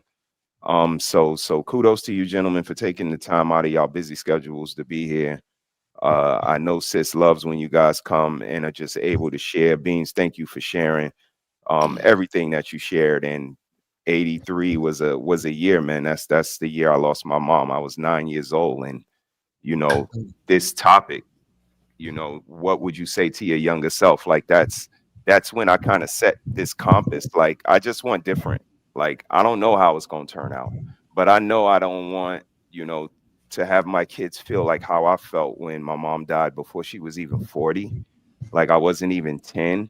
That the questions that I had that weren't gonna get answered anymore. You know what I mean? And I know a lot of you guys are a part of this club that we didn't ask to be a part of. So, like I said, man, continue to be the inspirations that you guys are, because although we may not agree on everything, and the panels and conversations may look a certain way, but I do believe all of this is necessary, man, for us to get to something better. So salute to all of y'all, man, again, and keep doing what y'all do. Smash, how you doing over there, bro? What up? What up? Can you hear me? Yep, we got you, man. Right, cool. Salute to you, man. Say anything you want to say to the people about anything you saw tonight or anything else, sir. You know what? I just got in here and I just remembered that y'all was going live tonight. So I said I'm gonna pop in, show some love, see what it is.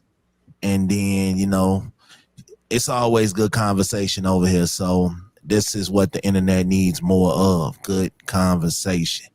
Different opinions, but it all has a common goal to bring good conversation. So salute to all of y'all. I wish I would have got in here earlier because it looked like y'all finna shut it on down. Nah, we good, man. We still moving and grooving. I'm gonna get the fellas back in here, but before I do, let me ask you, man, if you had any message to your younger self, man, what would it be? At what age? And what would that message be, sir? It would be between the ages of 21 and 30. Okay, and the reason why is because I would have told myself to slow the hell down. I had, by the time I turned 30, I had 6 kids. So I would have definitely told myself to slow the hell down. Like,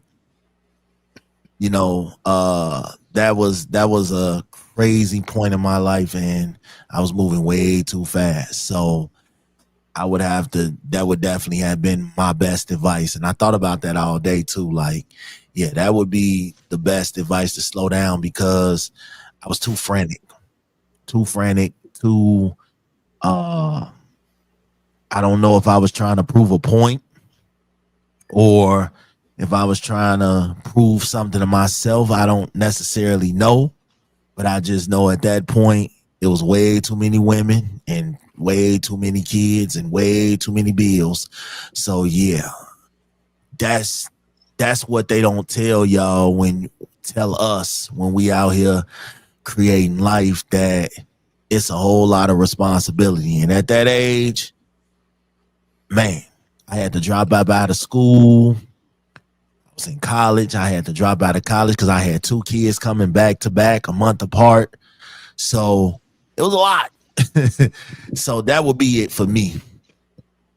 Appreciate you, bro. Appreciate you, man. Youngins, check out a song by an artist named Junior. It's called Mama Used to Say.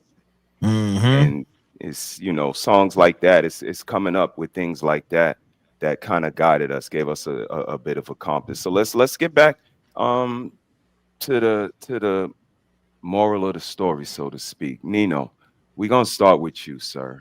Do you think Gen X handled dating differently than younger generations do now, sir? What's Generation X? That's the generation before me, right? It is. Yep, that's my generation. So 70. What does that mean? 73 through. Let me pull it up. Hold on. I apologize. This is back. I'm gonna pull up generations right now while you jump back.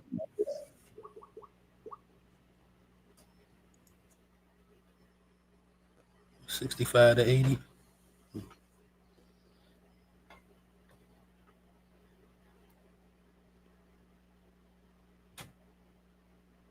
Perfect. Yep, you got it, Nino. 65 to 80, sir. What's your thoughts? Yeah, they dealt with dating a lot differently because they didn't have all the tools that we had. They didn't really have the internet like that. They didn't have cell phones like that. You know what I'm saying? I think probably like somebody your age, you probably dealt with like a pager most of the time. You know what I'm saying? Payphone. You know what I mean? So things like that. That is correct. And I'm like at the tail end of it. Like I'm like probably I'm 81, so I'm like the first year of the millennial. So, you know, I'm kind of in the middle, if you want to say that. You know what I'm saying? But yeah, I think it was a lot different. You know what I'm saying? For the most part, y'all went on actual dates. I think the expectations were lower, the standards were lower. You know, and the game was slower. So yeah, it was a lot different for y'all. I don't know if I agree with that. I think what the difference was. I don't think that the expectations was low. Wait. What you mean by expectations was lower? Okay, like for example, a lot of women expect their man to make $100K. You know what I'm saying? Got to be 6 foot. Got to be this. You got to be that. And I don't think they had those type of expectations back in the day. Yeah. I ain't gonna flex, and I ain't saying this to be, you know, that guy, but I think that this generation now has to be some of the most proudest, promiscuous generation I've ever seen in my life. Like, they have made it cool to just be open and free and just do whatever with whoever, however. So I think it's just crazy, but they have made it acceptable to just do whatever. It's no real morals now. It's no real standards. Everybody is just basically doing whatever comes to mind. The hookup culture has really ruined dating, if I can say that. What do you mean by that though? Because I would agree with you on what you said, Nino. But I do think it had its own version of it though, right? Because you got to think about it. That's when we had ain't nothing going on but the rent. Come on, Beans. School them, Beans. Right? School them, Beans. Like we had those kind of songs. Material really girl living in a material world. So and I think that's right when it was starting to really change was during the 80s. And because at that period, the women were starting to come into their own as far as education, finance, and status in the country. So but yeah, I think overall, I think you're right about the fact that it wasn't like it is today. Mm-hmm. Okay, guys. Sean said we are resilient. Who's she talking about? The Gen X's. Gen X, probably. Oh, okay. Our generation. I mean, but I believe millennials are resilient as well. Y'all young people, y'all whine and cry. I think it shows itself in different ways. I think all are resilient in certain aspects. For me, the difference would be living in the moment, sis. Like we kind of lived in the moment. And like I said, this is kind of why I hang my hat on the people that I hang around, because we really don't care about what's going on somewhere else. Like that shit is just not. And that's because of that generation. Like we didn't have cell phones. We weren't able to see what everybody else was doing and be like, they're doing something better than us. And like, nah, we were at the party, we were at the school, we were in the moment, and we didn't have all of these distractions. And I think now, because they have all of these different sources of entertainment to kind of tell them what you doing ain't good enough. What they doing is a little better over there. And I think they actually believe it. So, you know, I think it's just that living in the moment aspect. That would be my answer. Okay. Y'all ready? Now we gotta move on. We talked about the dating, right? So now, marriage and commitment. Take a deep breath, guys. How many guys on the panel are married or have been married or in a long-term committed relationship? Yeah, I'm married. I'm married. Okay. All right. So everybody can I talk don't to even this. know what that is. Smash, what? What do you mean? Y'all I ain't don't. shit. I don't even know what that is right now. Oh, let me pull up the tapes. Okay, let's stop. No, I got you on film. That was my doppelganger. All right, guys. Marriage and commitment. Think back. Mhm. Here is the question. What would you tell your younger self about choosing a life partner? Let's start with Big Smash. What would you tell your younger self about choosing a life partner?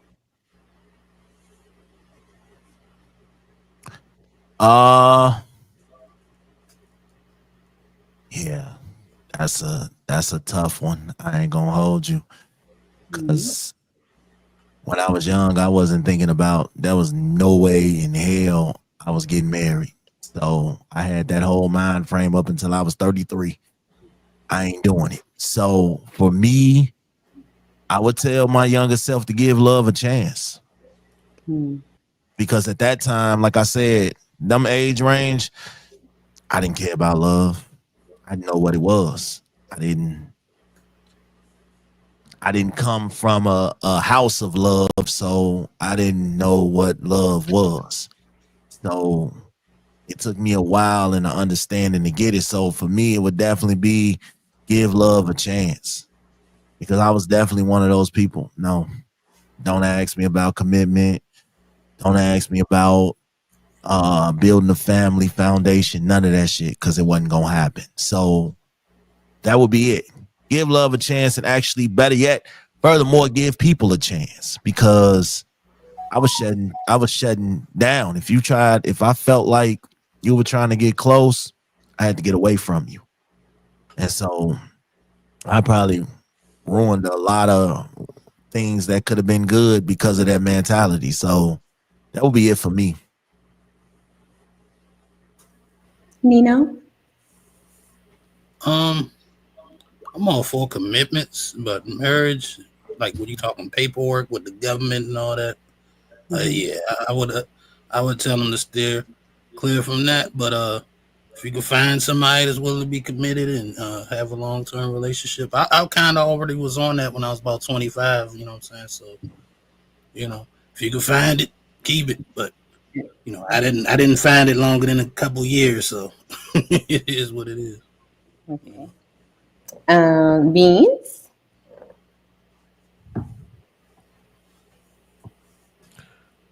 Okay, forgive me. You forgive it. Go ahead. Oh, shit. What am I telling my younger self again? What would you tell your younger self about choosing a life partner, marriage or long-term relationship?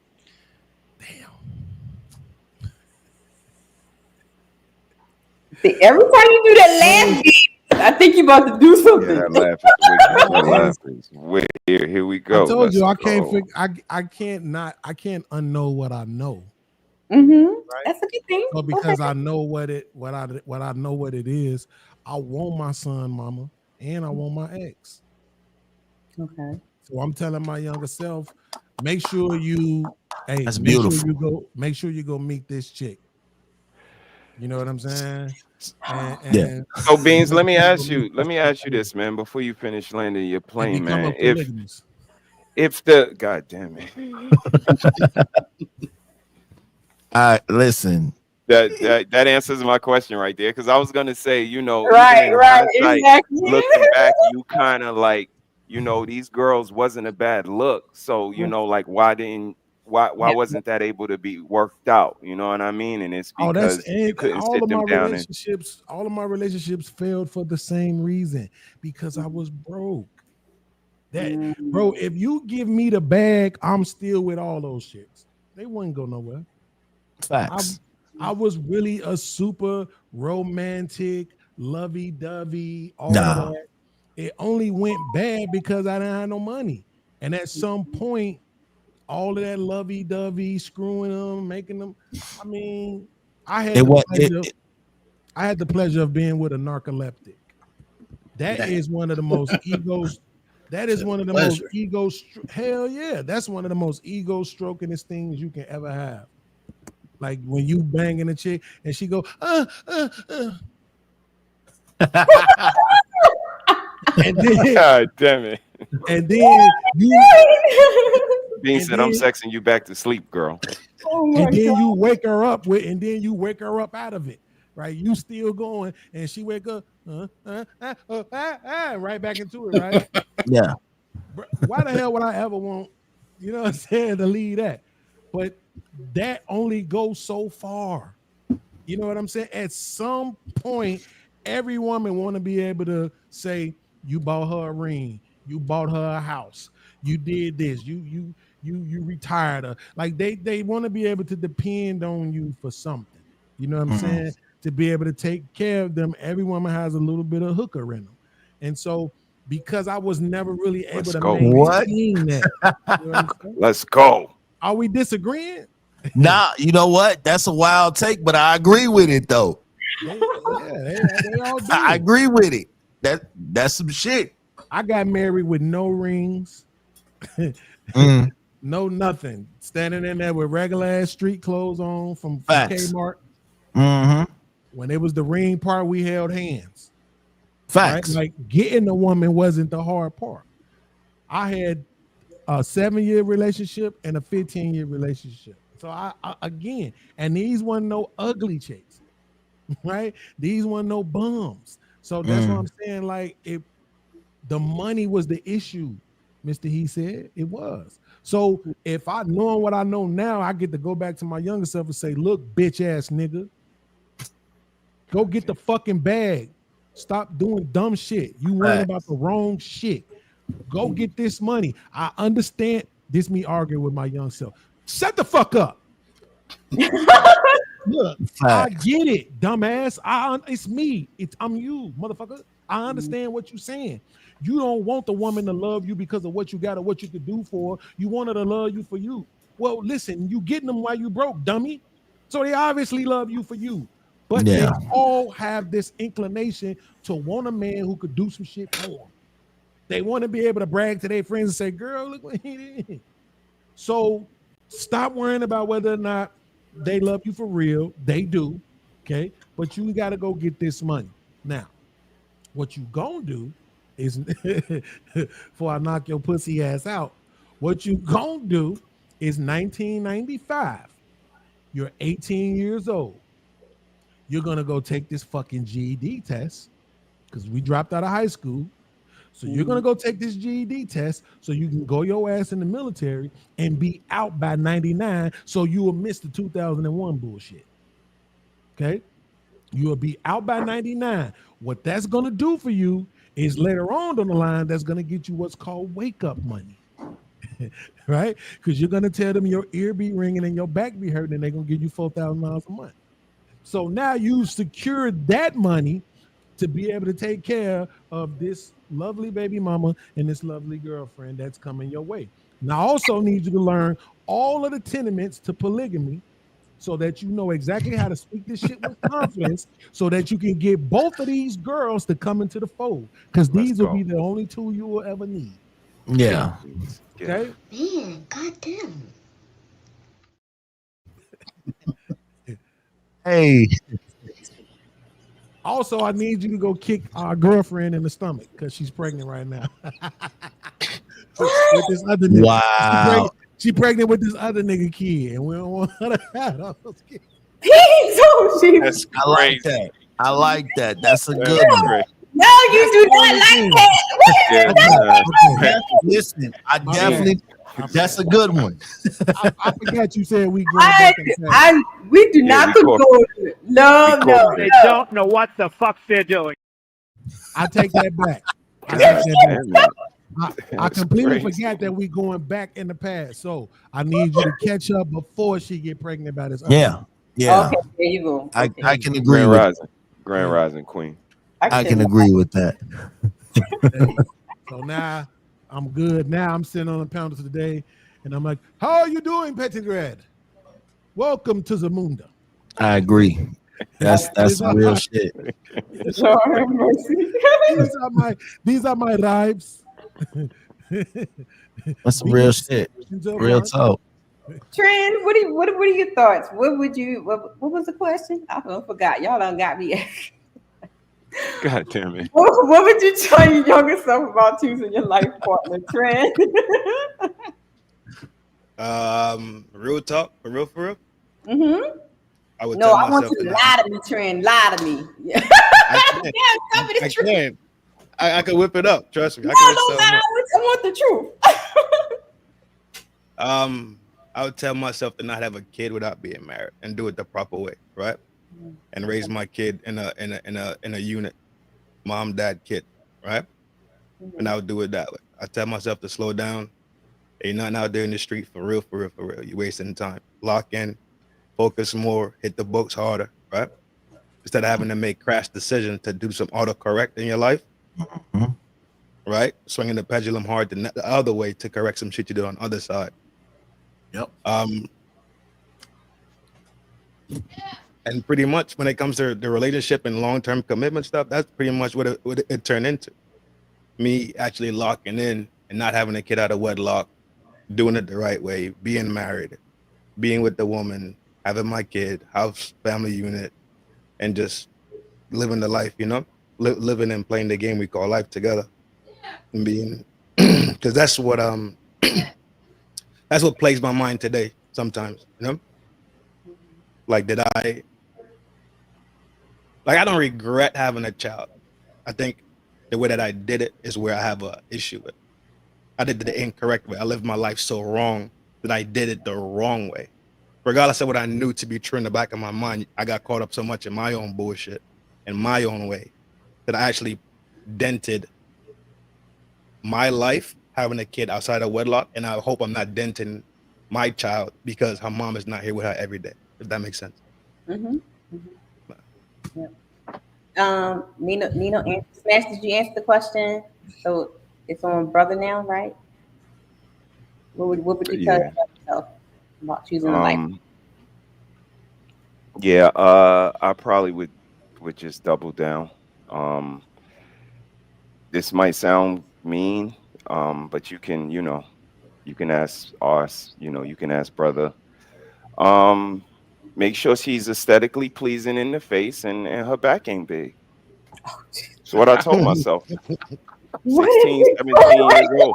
I mean, it's 16, 17 years old, and here's why. Because, like I told you, I'll put up with Nikki shit because she got a pretty face. Like, her back ain't big. Like, morning breath, bad attitude, not taking care of my kids right, not feeding them right, not homeschooling them, and you ugly? Like, nah, we're not doing that. So again, I felt like as long as this girl got a face that I can work with, like she got a back I could put lotion on every night, and don't be like, God damn it, another blackhead, or God damn it, look how big her back is, or like as long as that shit ain't displeasing, I'll put up with her shit. Like we all gotta take one. That's how I see it. That's how I came up. We all got one. And like I said, sis, you, her, I'll put up with y'all shit. Everybody else, no, but it starts with her face and her small back. Hell no. Hey, this Oh, terrible. that's some real shit you just said right there, man. For real. I agree with that message. I can't. Okay. Here's a reminder.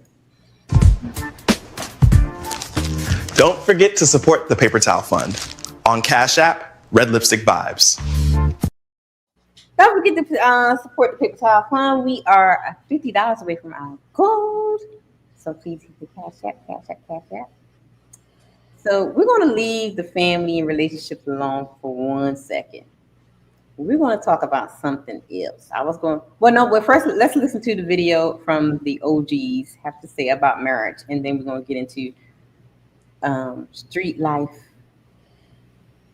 and gang activities. Okay, what would you tell your younger self? All right, let's listen to the OGs talk about marriage.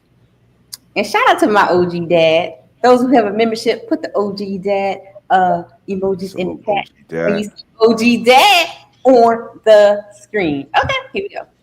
And advice for your entire married life.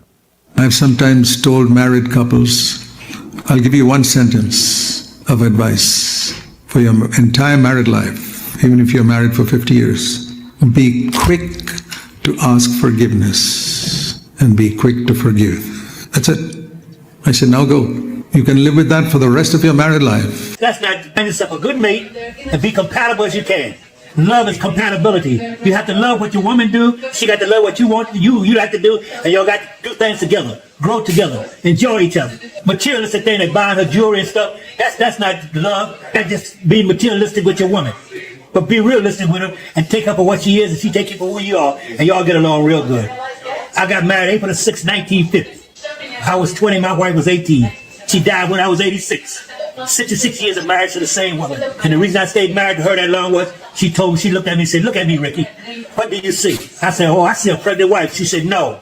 From the neck down, you see every damn woman in this world. The only difference between me and any woman in this world is the face. She said, whenever you need a woman, you got one at home. And that's what made me stay home.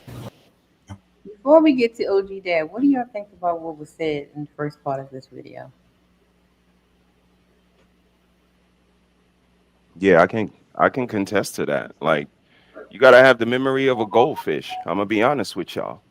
Like, we don't get along all the time. I hate to break it to y'all. I don't know what it looks like, but we are pretty unique people, and we do not get along all the time. But you gotta have the memory of like 30 seconds. Like that shit. We still down for each other though. You know what I mean? And at the end of the day, that's what it is. So we might not agree on everything. We might not want to be in the same room all the time. And that's when that silence comes in that we should be able to do.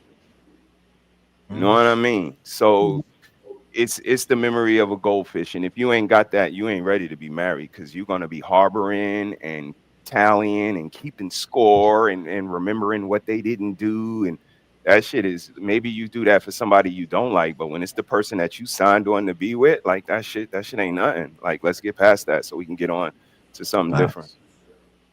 Yeah. Anybody else? What about the part with the first one when he said about one of the main things is forgiveness, learning to forgive and asking for forgiveness? Y'all agree with he said that?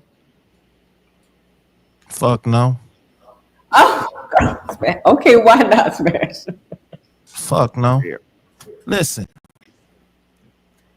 sometimes that forgiveness stuff and all that stuff it's a limit to that shit. You know what I'm saying? It's a limit to it. People think because you married, you're supposed to forgive everything that person does or says that violated you or rubbed you the wrong way because you're married. No. Furthest thing from the truth. After a while, that forgiveness shit goes out the window because people have that mentality. He's supposed to forgive me. She's supposed to forgive me. We supposed to forgive each other. Nah, fuck that. Check the disrespect the first time, and you won't have time to keep saying "forgive me, please" and "I'm sorry." Fuck that. Okay. Fuck that. Nope. Not doing it. Do y'all agree with Smash? No.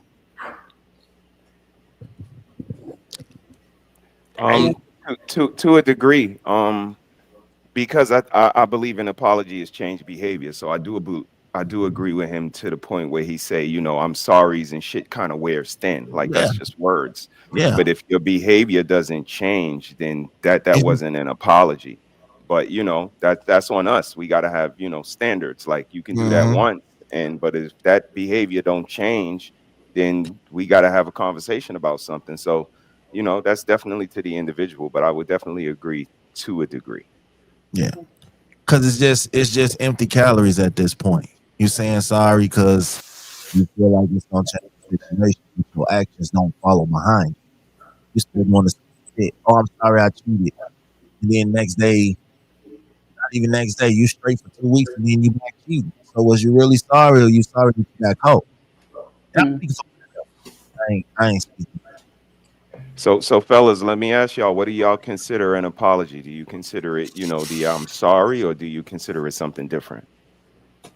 Start with Beans and work our way around.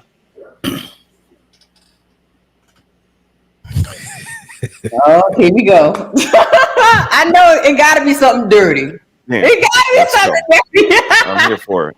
I'm here for it, Beans. Of course, since I've gotten older, being 28, you want to hear the words. You want to hear the words because you want to know that your woman is accountable and that she's not one of these people who seem to, have this kryptonite for accountability. Mm-hmm. But at the same time, a blowjob goes a long way. I knew it. I knew it. Let's go. There you go. There you go. I knew it. Let's go. It just does. I mean, it just does. Do you know you're a little whore? It just really does. And see, like I said, because my ex was a hour long at a minimum, I can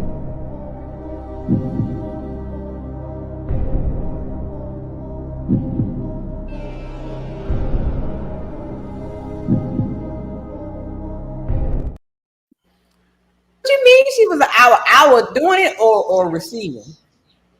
an hour of performing, hour of doing it, yeah. Oral?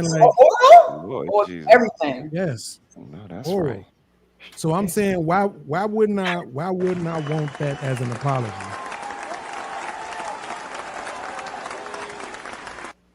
I mean, unless you just want gifts, I mean, what else can I? Oh, you gonna cook something? That's cool, I guess. You know what I'm saying? Yeah. But I'm just saying, here goes. I guess. God damn it. I'm just saying, once you understand what this is, I just don't think a lot of people really understand what it is. That's a fact. They in their mind, because it's such a sexual act to them. That's the way that they see it. They don't see it as this loving performance.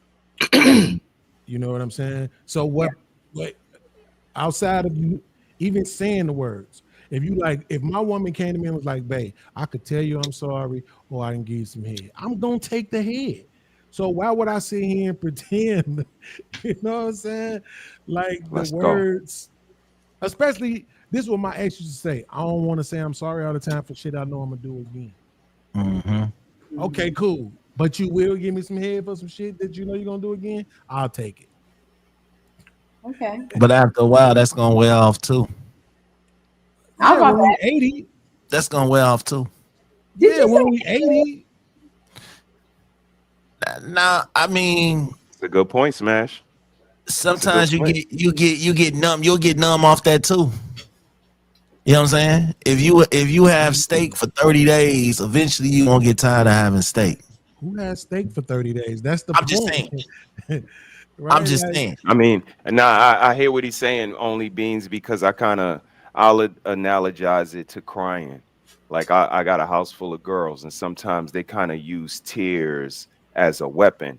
And I tell them, like, I'm thinking, like, how can I counter this shit? Like, wife might cry, another daughter. I got to think of a way to combat it. So what I tell them is, crying, you can do it, but every time you do it, it's like a callus. Mm-hmm. I acquire a little less sensitivity to it. And it's going to come a time when you do it, and I'm going to be like, okay, you crying again? That shit don't work, because you've done it so many times that I've grown a callus, and I don't even feel it anymore. Right. So what say you to that counterpoint? Yeah, but we're not talking about I burnt the cornbread, let me suck your dick. Like we're not you know what I'm saying? We're not talking about that. We talking about you did something, you know what I'm saying? Like whatever, right? You know damn well as a married woman, your ass need to be in this house at 12 o'clock. Right. Now all of a sudden you come strolling in this motherfucker at 3:30 in the morning.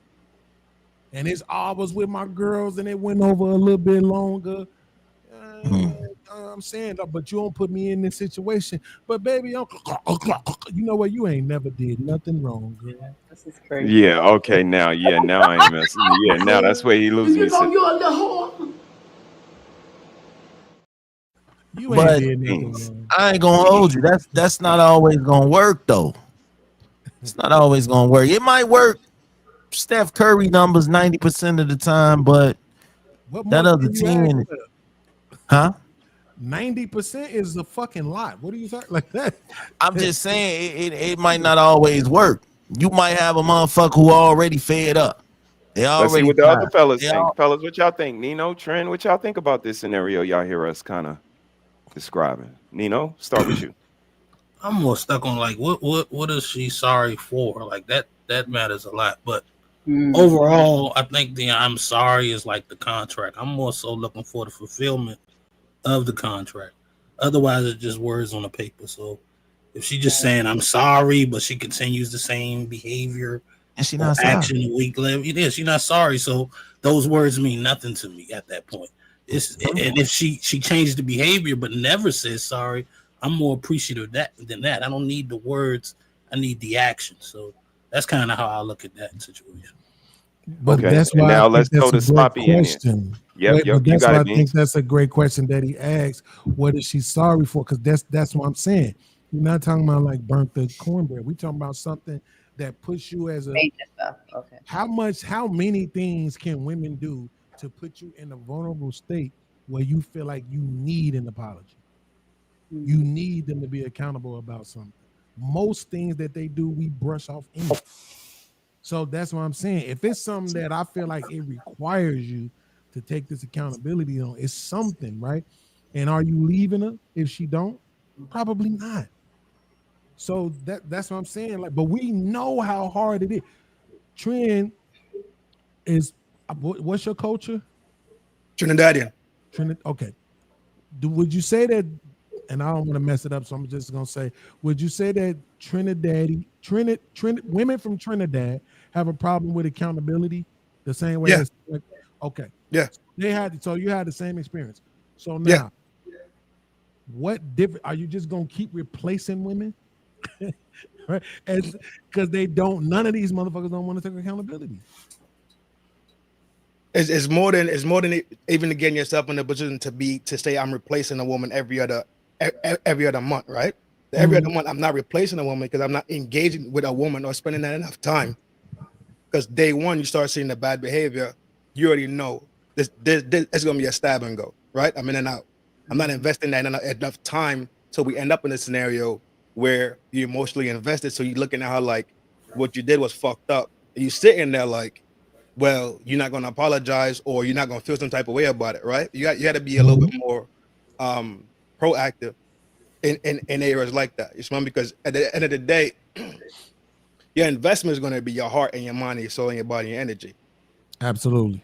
And when you protect that, you just ahead of the game. You smell me? Instead of playing from the back end of the ball game, yours on the front end. So how much time in, and this is just a generalized question, how much time in can you be before you have that emotional connection that will stop you from walking away? I didn't hear the last part. How much time in will you be before you have that emotional connection? 3 months, 6 months, a year, 2 years? Like how long do you think in general do it take to get the emotional connection? Depends on the individual, honestly. That's true, but that's what I'm saying. It absolutely depends on the woman. Some women are kind of a little bit more stiff. Some women are a little bit sweeter on it. So a lot of times you realize that a woman open you up to you to expose your emotion. Like I'm not a person that walks into a relationship like, hey baby, let's go to the mall. No, I'm not that type of person. I'm kind of more stoic, kind of more stonewallish myself. Okay. So if she's kind of the same way, also, it's gonna take a longer period. But if the woman is more warm, more compassionate, more lovey-dovey, it's probably gonna take a shorter time than a stonewalled up woman. You smell me? Because now she's giving you a part of her. So now in just fair trade, right? And let's say we trade in fairly, then you will start to open up and give her a little bit more of you. Right? Yeah, because a lot of things that I see people, like I've seen guys on these red pill shows say, if she raised her voice, leave. You know what I'm saying? I think that's wild. You know what I'm saying? Like, damn. So her voice went up an octave. That's a red flag. Leave. And it don't matter how long you've been with her. 6 months to 6 years. She raised her voice. It's over. Fuck them kids. That's childish. These bills. Like, you see what I'm saying? That's childish. So that's why I feel it's pretty black and white. It's pretty black and white. But that's why he said that's why I say, if I'm looking at it and I'm on one hand, we telling women don't be delusional, understand what you're getting from men. In general, this is how it's gonna be, blah blah blah. Then we got to be willing to do the same thing. So I'm saying, from a general standpoint, I know women hate accountability. They hate it. They hate having to say that they're wrong. They hate having to say that a man is right. Probably more so than they even hate having to say that they're wrong. They don't like saying the words "I'm sorry," none of that other stuff, really. And when they do, it's on some manipulation, tears type shit, right? They don't like doing it from a genuine point. I know that's in general to women. So that's not something that I'm going to leave my woman over, especially if her reconciliation for that lack of verbal accountability is a blowjob. I ain't going nowhere. That ain't always gonna work, man. You keep saying that shit and you pissing me off. Yes, it is. It's gonna work every time with me, damn it. That's like a secret weapon. Like, she knows she could do whatever under the sun, and she's gonna get away with it. Manipulation too. At the end of the day, she's gonna do whatever. See how you had to exaggerate it? It's not whatever. That's what I'm saying. I mean, that's her secret weapon. That's her go-to. I mean, you used as your example, Beans, that she stayed out with the young ladies until 1:30 when the curfew is 12. That's kind of whatever. Get out of jail free card. Like, that's a whatever though. You don't think so? Yeah. She can get away with murder basically because like, that has a lot of undertone to it. Lethal The fact that you have to keep going to the extremity of murder shows that you are wrong. How? Boy, Like, Jesus, I ain't even know. not in the figure, not Was in I the there? literal I wasn't sense. there, right? I wasn't there. Not in a literal sense. I wasn't there. I don't know. Right? Like, man, I heard this dude say something in the video earlier that I got to make sure I downloaded the short. If I didn't, I'm gonna be mad. But he said one of the things where he went wrong in relationships was he had such a fear of losing the woman that he overanalyzed and was anxious about everything.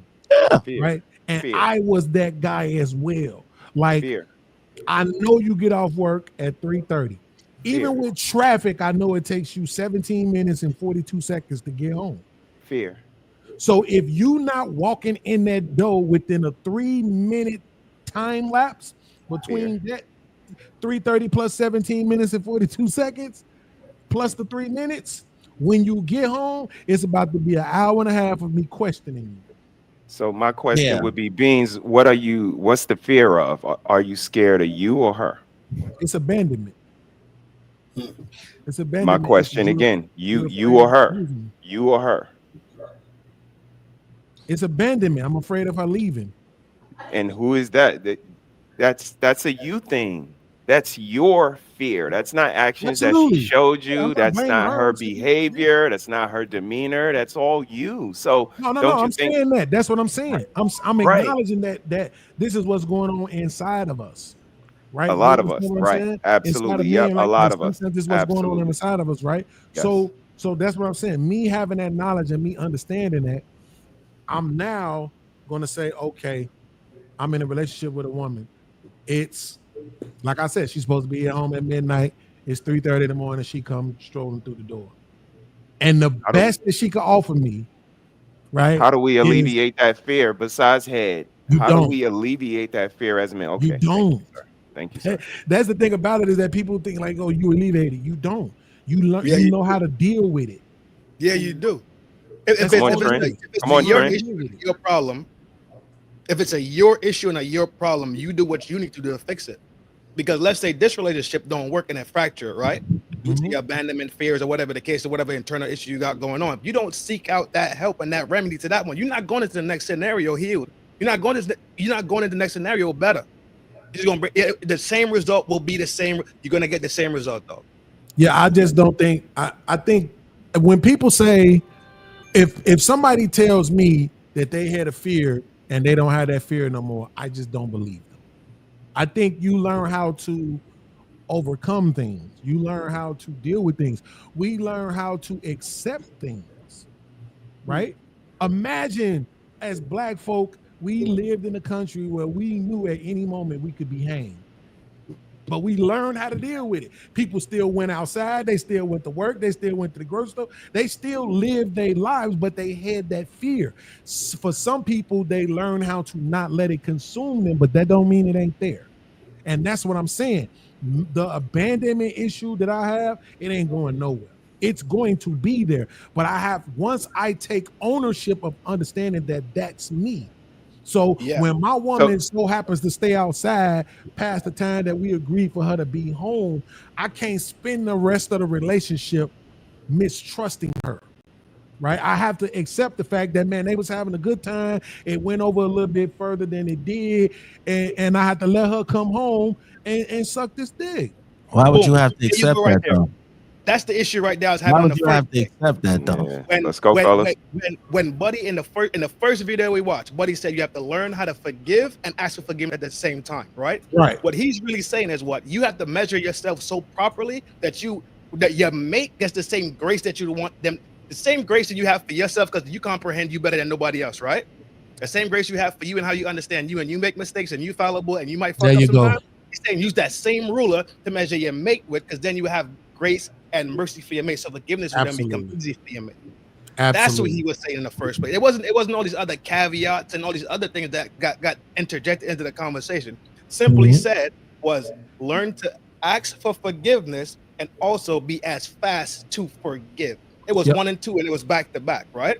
Absolutely. It was plain and simple. All the other caveats came into play where it was this and it was that, and it's like, well, sure. But if we just stick to what was being said, it was down the line.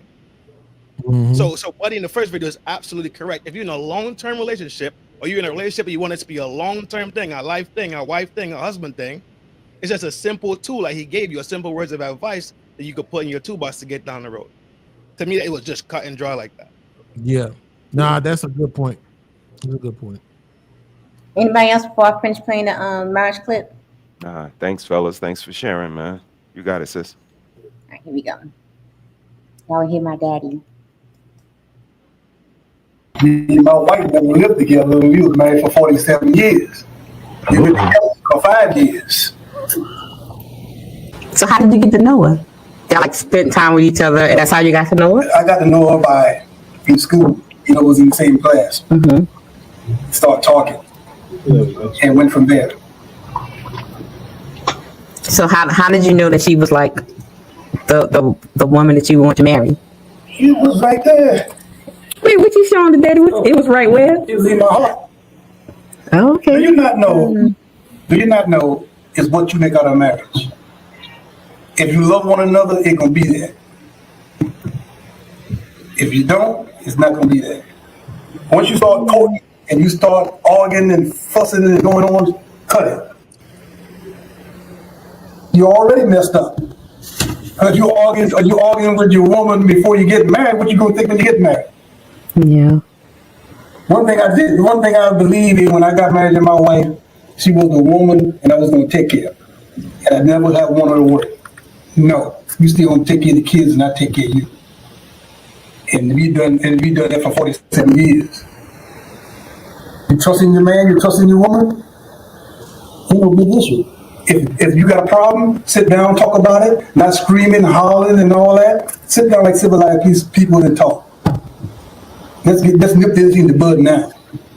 Nobody comes in our relationship. No mother, no father, nobody. You're on the outside. And I was happy for 47 years and still happy. Guess what? Guess who sleep in my bed? My wife's been married a year and a month. Guess who sleep in my bed? Her picture and me. Yep. I don't believe, now I'm just saying, I don't believe another woman can fit their shoes. That's me. Because I never tried to experience it yet. But she was my queen and still is my queen. And then you gonna make me cry, dude. That's the same way a man should feel about his woman. Man, woman, you is my queen. I pick you to be my wife. I pick you to be my woman. I pick you to be my friend. And we gonna make it regardless. That's the way it is. It's so easy, but you can make it complicated. That's true. You'll never drag people into your life, in your marriage. Your mama, push her to the side. Your daddy, push her to the side. Let's go into the talking room. Let's talk and get this problem solved right now. It get too big. Y'all know what I'm talking about, sister? Yeah. Y'all know what I'm talking about? Yep. Because if you pick that woman pick you, love her regardless. Yeah. It can be trouble in the house, but you can bring peace in the house also. And brother, you can.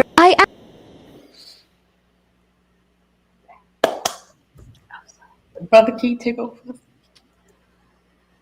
Yeah, I got you, sis. No problem. Fellas, thoughts on the clip? Let's start with Nino and work our way around. Nino, what's your thoughts, man, on OG Pops kicking that OG lingo? I don't knock married people giving advice on what you should do to find love. But if I'm being honest, I think it's like somebody won the lottery and they're trying to tell you how you're going to win the lottery. You know what I'm saying? I think it's a lot of luck involved. Wow. You know what I'm saying? I really do. I really think it's a lot of luck. That's actually a good point. That's a great analogy. Good point. Great You know what I'm analogy. saying? Yeah. Because what's right and what worked for you may not work for the next person. We similar, but we all kind of different. And who we dealing with is different. You know what I'm saying? Who we run into is different. So it's like if you find it, cool. You know what I'm saying? If you play your numbers and you win, you know what I'm saying? Hey, protect your money, you know, make your right investments, do what you gotta do. But as far as if you find it, I don't know if there's because to me, the people that's married and they get this advice, nobody was like giving them advice like that. You know what I'm saying? They didn't follow a book. They just ran into something and like his story sounded like he just, hey man, I found it. It was in my heart. Nobody had to explain that to him. You just, it's natural, right? So to me, it's like I listen. I like to listen to older people. You know what I'm saying? I like to eat the meat and spit out the bones. You know what I'm saying?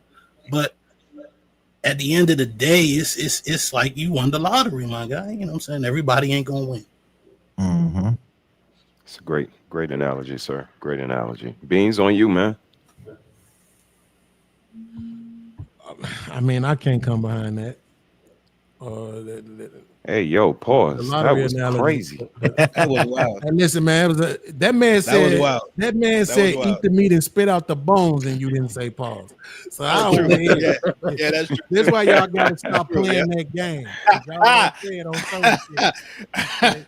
Y'all gotta stop that. But no, like that was a great analogy though. The lottery analogy. I'm pretty sure I never heard nobody else use that before. And I need to dye my beard black. But damn. Yeah, it just bothered me I'm looking at the camera now. It just started bothering me, all this gray right here. Damn. I said when I started looking like OG and them, I was getting off the internet. Okay? 2 years ago, they were telling me I ain't looking my age, so I don't know. But yeah, I just, I think that was just the best analogy. A lot of times, in everything in life, people be like, all you got to do is this. YouTube, man, all you got to do, I'm telling you, upload your shorts between 7 a.m. and 11 a.m. I swear. Bro, Let's all go. you got to do is talk conservative. I swear. You do all that same shit, 32 views, right? Because it ain't that damn simple. right? Everything don't work for everybody. You know what I'm saying? It just is what it is. I was just doing some research on this chick who used to be on that podcast with Anton, because for whatever reason her page just came through my Facebook algorithm, and I'm come to find out she married and everything, and she be saying the most toxic shit about men in relationships, but somehow she's still married. But we will say that a woman talking the way that she talk ain't gonna get married. You see what I mean? And that's why I think that the lottery analogy was just a great one. You know what I'm saying? Because you just never know. It might be the one, it might not be. You know. I think like one of the big things, well, I think Dad said it too. Just find a person that fits you. What does that mean? I'm gonna kill myself if somebody else say that. It could be like you saying like she said those toxic stuff. So she found a dude that liked toxic shit.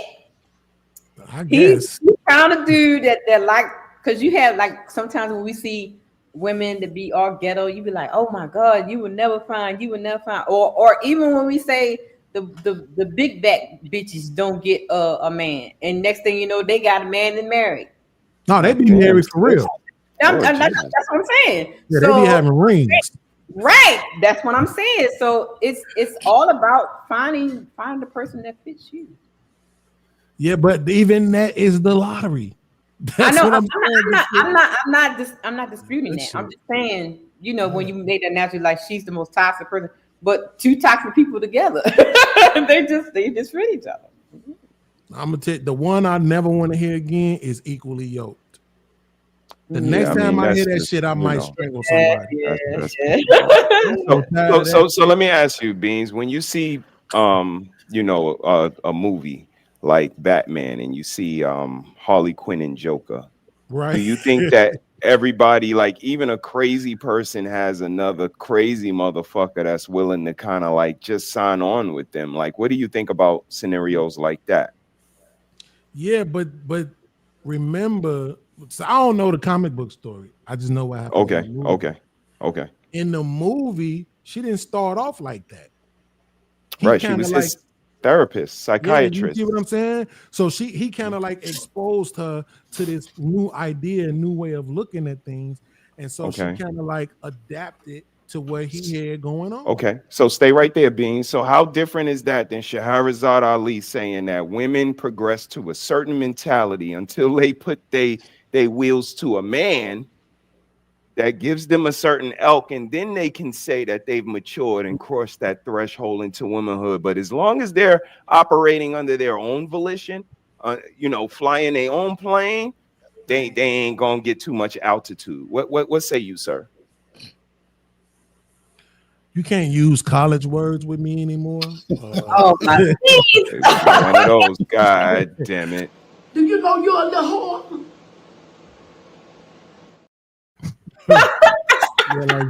I'm sorry. I'm sorry. When you say the collegiate word, my mind be like, "Yep." So, red clover, blue lucky stars, purple moons. but I'm saying, like, look, the Shahrazad Ali is. I want to tap that thing so bad when I was young. Oh, I said, close them doors. Ushers, close the doors. Close. That's a fact. Let's go. I want to tap that thing real bad. But close the doors. But no, I'm just saying, like, you got to think. This is the way I'm looking at it. I'm looking at it like the two crazy people can destroy each other as well. Somebody got to be willing to lead. Unfortunately, we have to consider where we at now. What the sister said might be completely accurate in the most healthiest versions of relationships, but that's not what we're dealing with. We're dealing with a bunch of men coming from single mama homes, a bunch of women coming from fatherless homes. We're dealing with the programming of the white man in media and music and the indoctrinations in schools. Like, we dealing with a whole bunch of other stuff. So we got a different breed of people out here. But the one thing that hasn't changed is that people still want to be intimate. and they still want to cohabitate and have relationships and make children and all this other stuff that it takes for us to be able to be together. So that's why for me, I think it's just about understanding where you at. The reason why I don't like the equally yoked shit though, bro, is because I was gonna use Red, but I ain't gonna use her because I don't think this applies to her. Let's say I want to use somebody we all know. Even though she gay, what's the girl? I don't even remember her name, so I can't use her. I was gonna say the girl from the Cosby Show, the one who said, "I'm not African American, I'm just American." Raven Simone? Raven Simone? Raven Simone, right. Okay. So let's take Raven Simone, right? So Raven Simone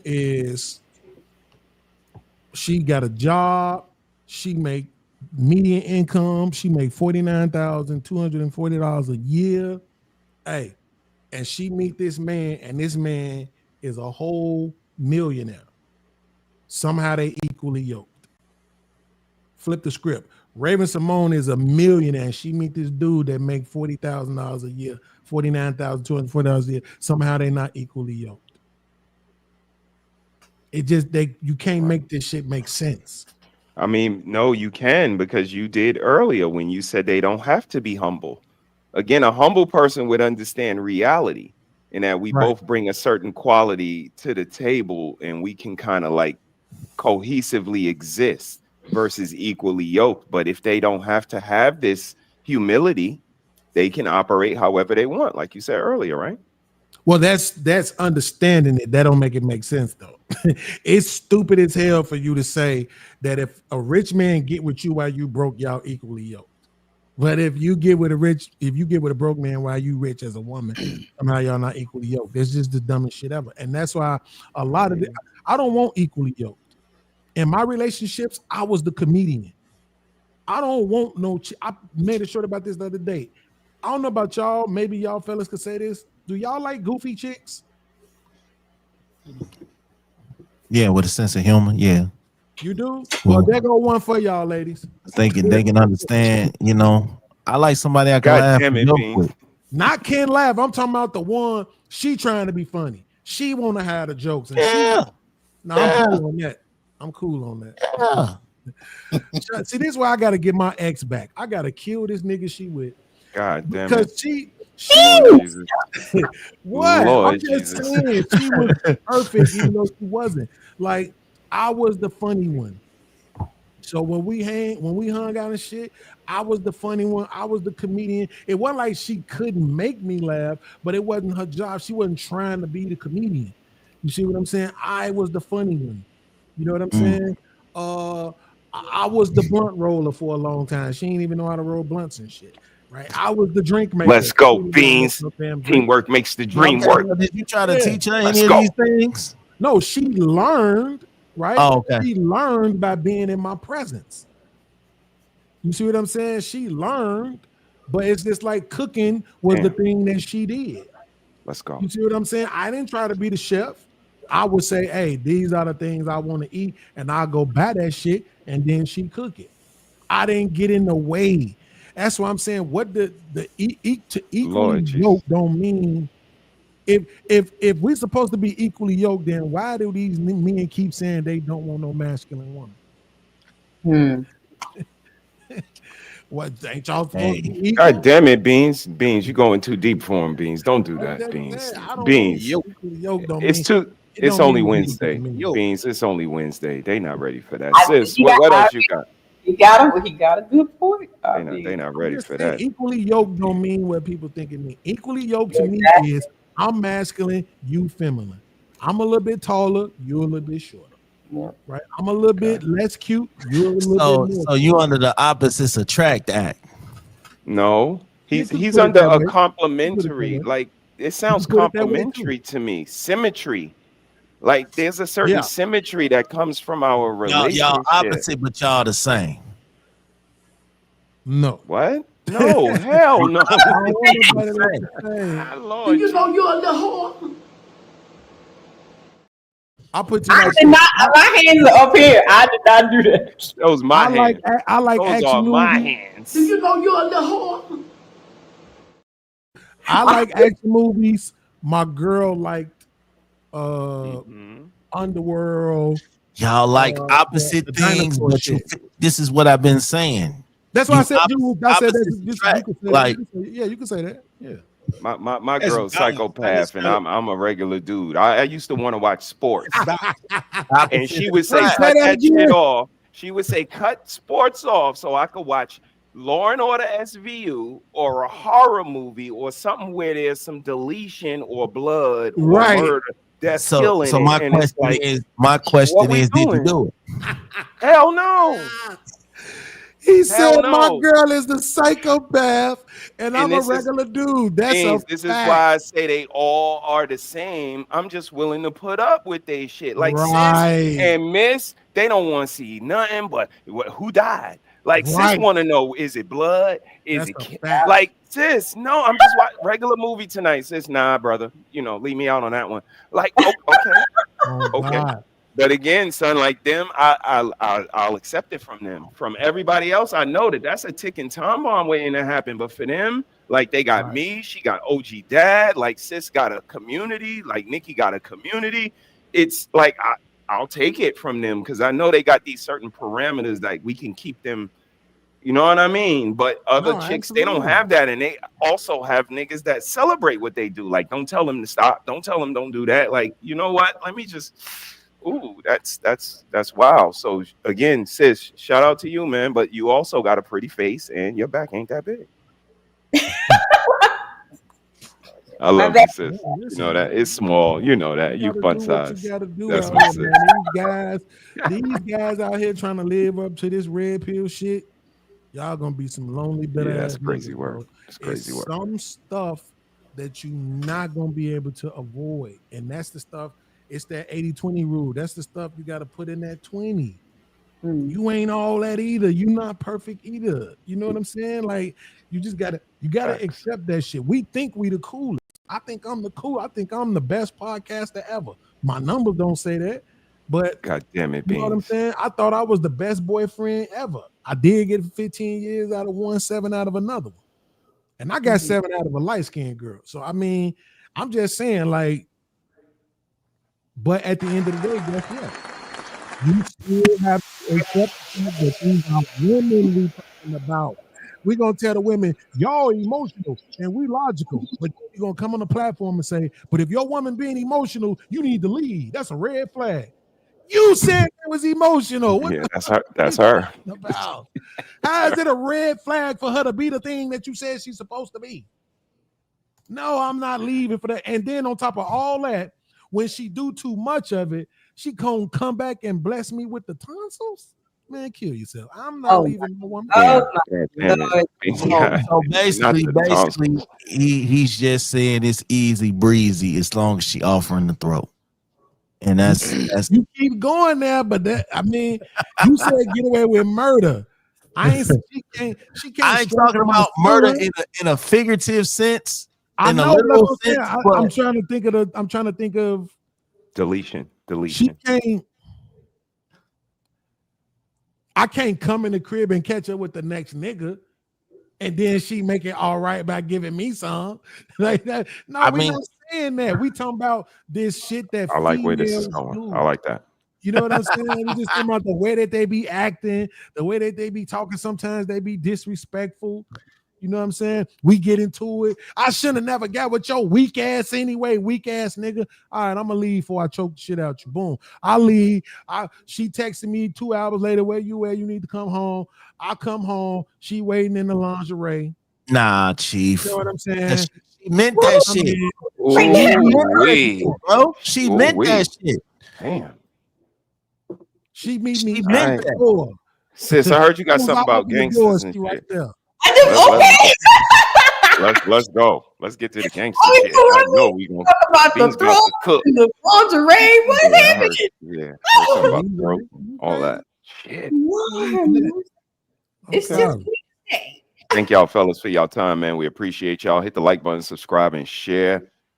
Share this Yeah. with a fella, man. Blueprint to All a right. man's thoughts. Fellas, come up whenever y'all got time. You got it, sis. The link is at the top for any guys who want to come on. Just gotta show yourself in the back. You can't be on camera. Also, I am 150 subscribers away from 3,000. please come over to Red Lipstick Vibes on YouTube and subscribe to the channel so I can reach my 3,000 goal. Thank you. Fellas, street life and temptation.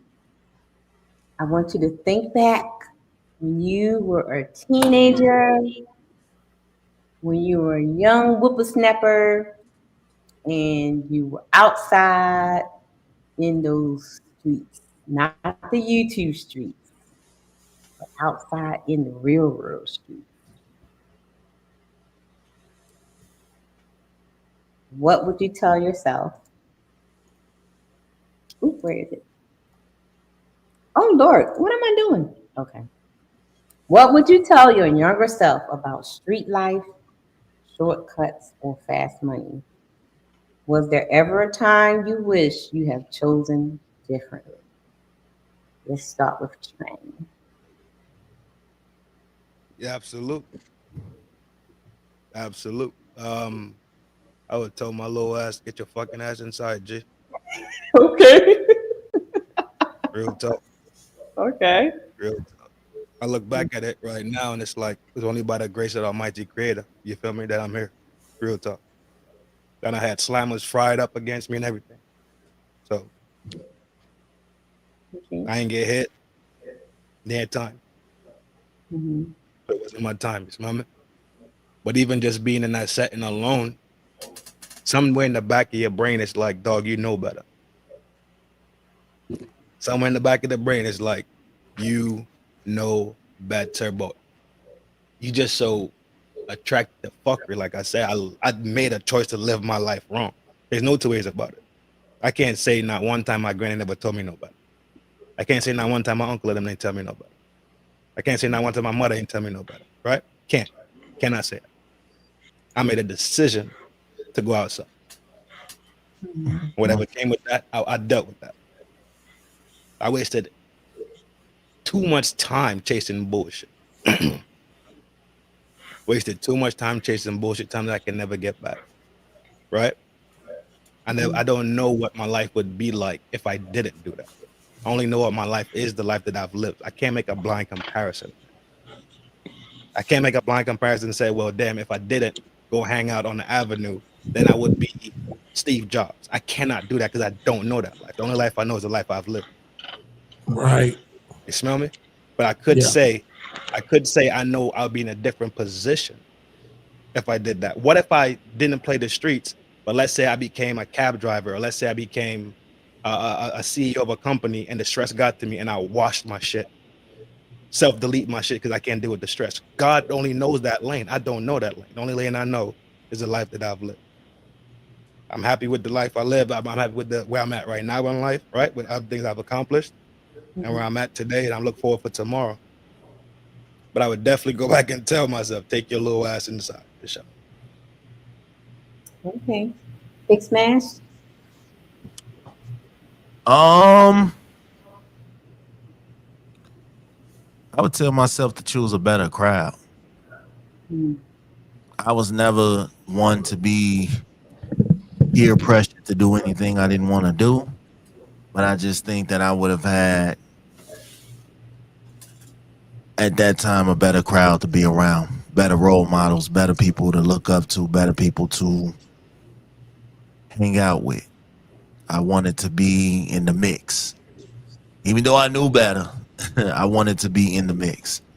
Wherever drama and trouble and violence and all that was, I wanted to be there. Even if I wasn't fully involved in it, I wanted to be there. That was just it for me. So I would tell myself to definitely pick a better crowd, because at the end of the day, one thing that I had to learn, and it took me a while to learn, that the streets don't love you. No matter how much work you put in, how much you run the block, how much, none of that. It don't love you. Because at the end of the day, shit, you playing on borrowed time. You playing with house money in that case. So that would be it. Nino? Do better saving your money, save more money, and just smoke weed. Don't do all the other stuff. weed. You need nothing else. Let's go. Some weed. You ain't gotta try this and try that. You know what I'm saying? So yeah, save my money, leave certain drugs alone. I wouldn't change what I was dealing with because I love my folks. You know what I'm saying? I wouldn't like wanna. I learned a lot too. You know what I'm saying? And I wasn't like, deep. I'm smart enough not to get too deep into the streets, but I learned enough where I know how to read people. It's just a lot of stuff you can get from the streets you're not going to get other places. But I stayed out of trouble, so I didn't have that to worry about. You know what I'm saying? So, yeah, just those two things. That's probably what I would say to my younger self. Okay. Michael, what would you say to your younger self about street life, shortcuts, or fast money? If you had How you doing, Red? How you doing, Michael? I'm good. What's up to all the fellas on the panel and everything? How y'all doing? Red, I want to first apologize. What up, Mike? Every time I come on here, it's like it's all dark. We can see you now. Okay. It's all dark and everything because I'm always catching it when I'm somewhere crazy and all that. Mm-hmm. But when I was young, I would just say continue to listen to the old heads. I'm Gen X, and there's a thing that we had that I see that a lot of generations didn't have. We listened to the old heads. We listened to some of the older guys what they said because it wasn't just we thought we knew everything. We was always learning. So my thing is continue to listen to what they were saying because a lot of the information that I received from them helped me out to this day. And it helped me learn how to talk to the younger guys to make sure they do right. Sometimes older fellas don't know how to speak to the younger fellas. That's why they don't listen. And that's all I do because I feel I was raised right. The way my mind is and how I think and speak and I see life, the positive that I see out of it, I would be like, keep listening to them old guys. Pay attention to them, look at them. Look at the dudes that you are with, that your mom and your uncles and dads say, hey, that boy ain't going nowhere. The older people, they can see things because that experience helps out. And if you have people that want to give you that knowledge, listen to that. Don't take it as they just talking and I don't need to listen to them. You do need to listen to them. For real. Or you're going to experience something that they were saying, I told you. You don't want that. Let's get Beans. What would you tell your younger self about street life, shortcuts, or fast money? Was there ever a time you wish you had chosen different?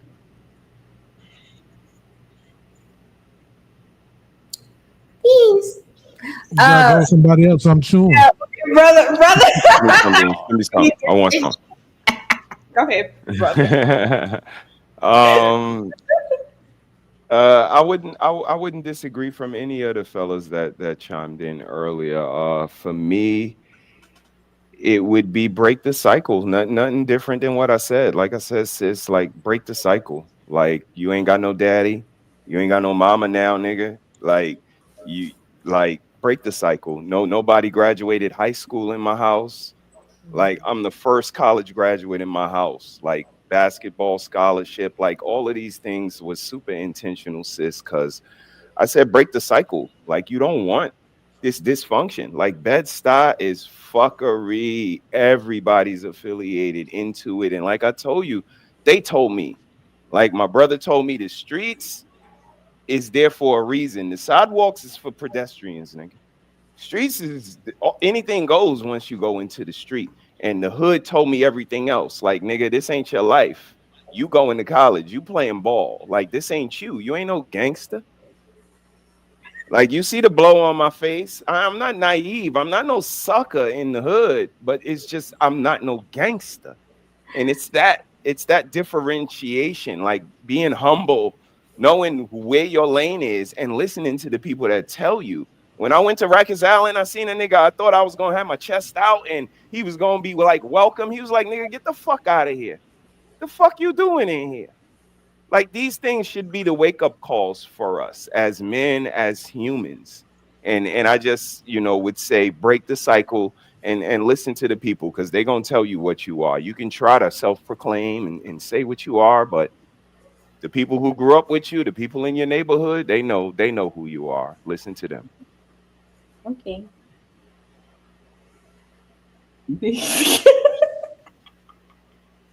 Bees. You ready now?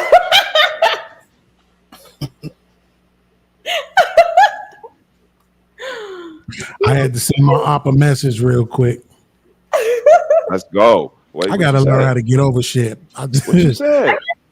Bees, look now. That's crazy. Now I want to know what he says. Oh, listen, bro. Listen, we remember we was just talking about whether or not a woman needing to apologize. Okay. Men need to learn how to say they sorry too. That's Men true. need to learn how to take accountability too. And until then, it's fuck you every time I see you. Oh. Anybody Goddamn. panel you on, I'm in the chat or I'm on the panel. It's fuck you. He said it's up. What up, Drobo? Everybody. It's Any up, nigga I'm it's into it. I ain't do nothing to you. Did I, Beans? Did I do No. anything? Oh, Not okay. right now. It's just fuck checking. Rizzler and fuck Bino. Fuck them. Let's go. God All damn right, it. He so- said names. God damn. Absolutely. I don't know people. Okay. TVLN, nigga. What we talking about? So,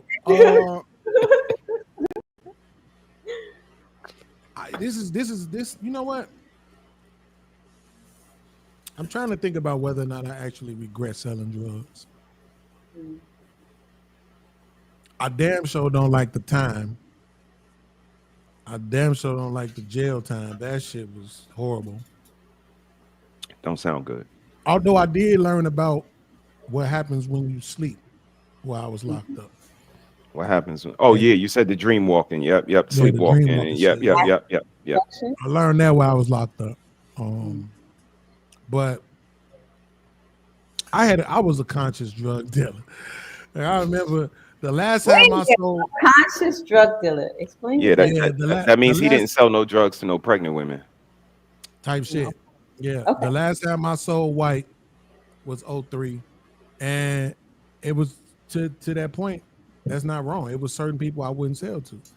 And my cousin told me, shout out to Big G. Let's he go. said, bro, you need to get the fuck out of this game. This ain't for you. You got a Like, heart. this ain't for Get you. out of here.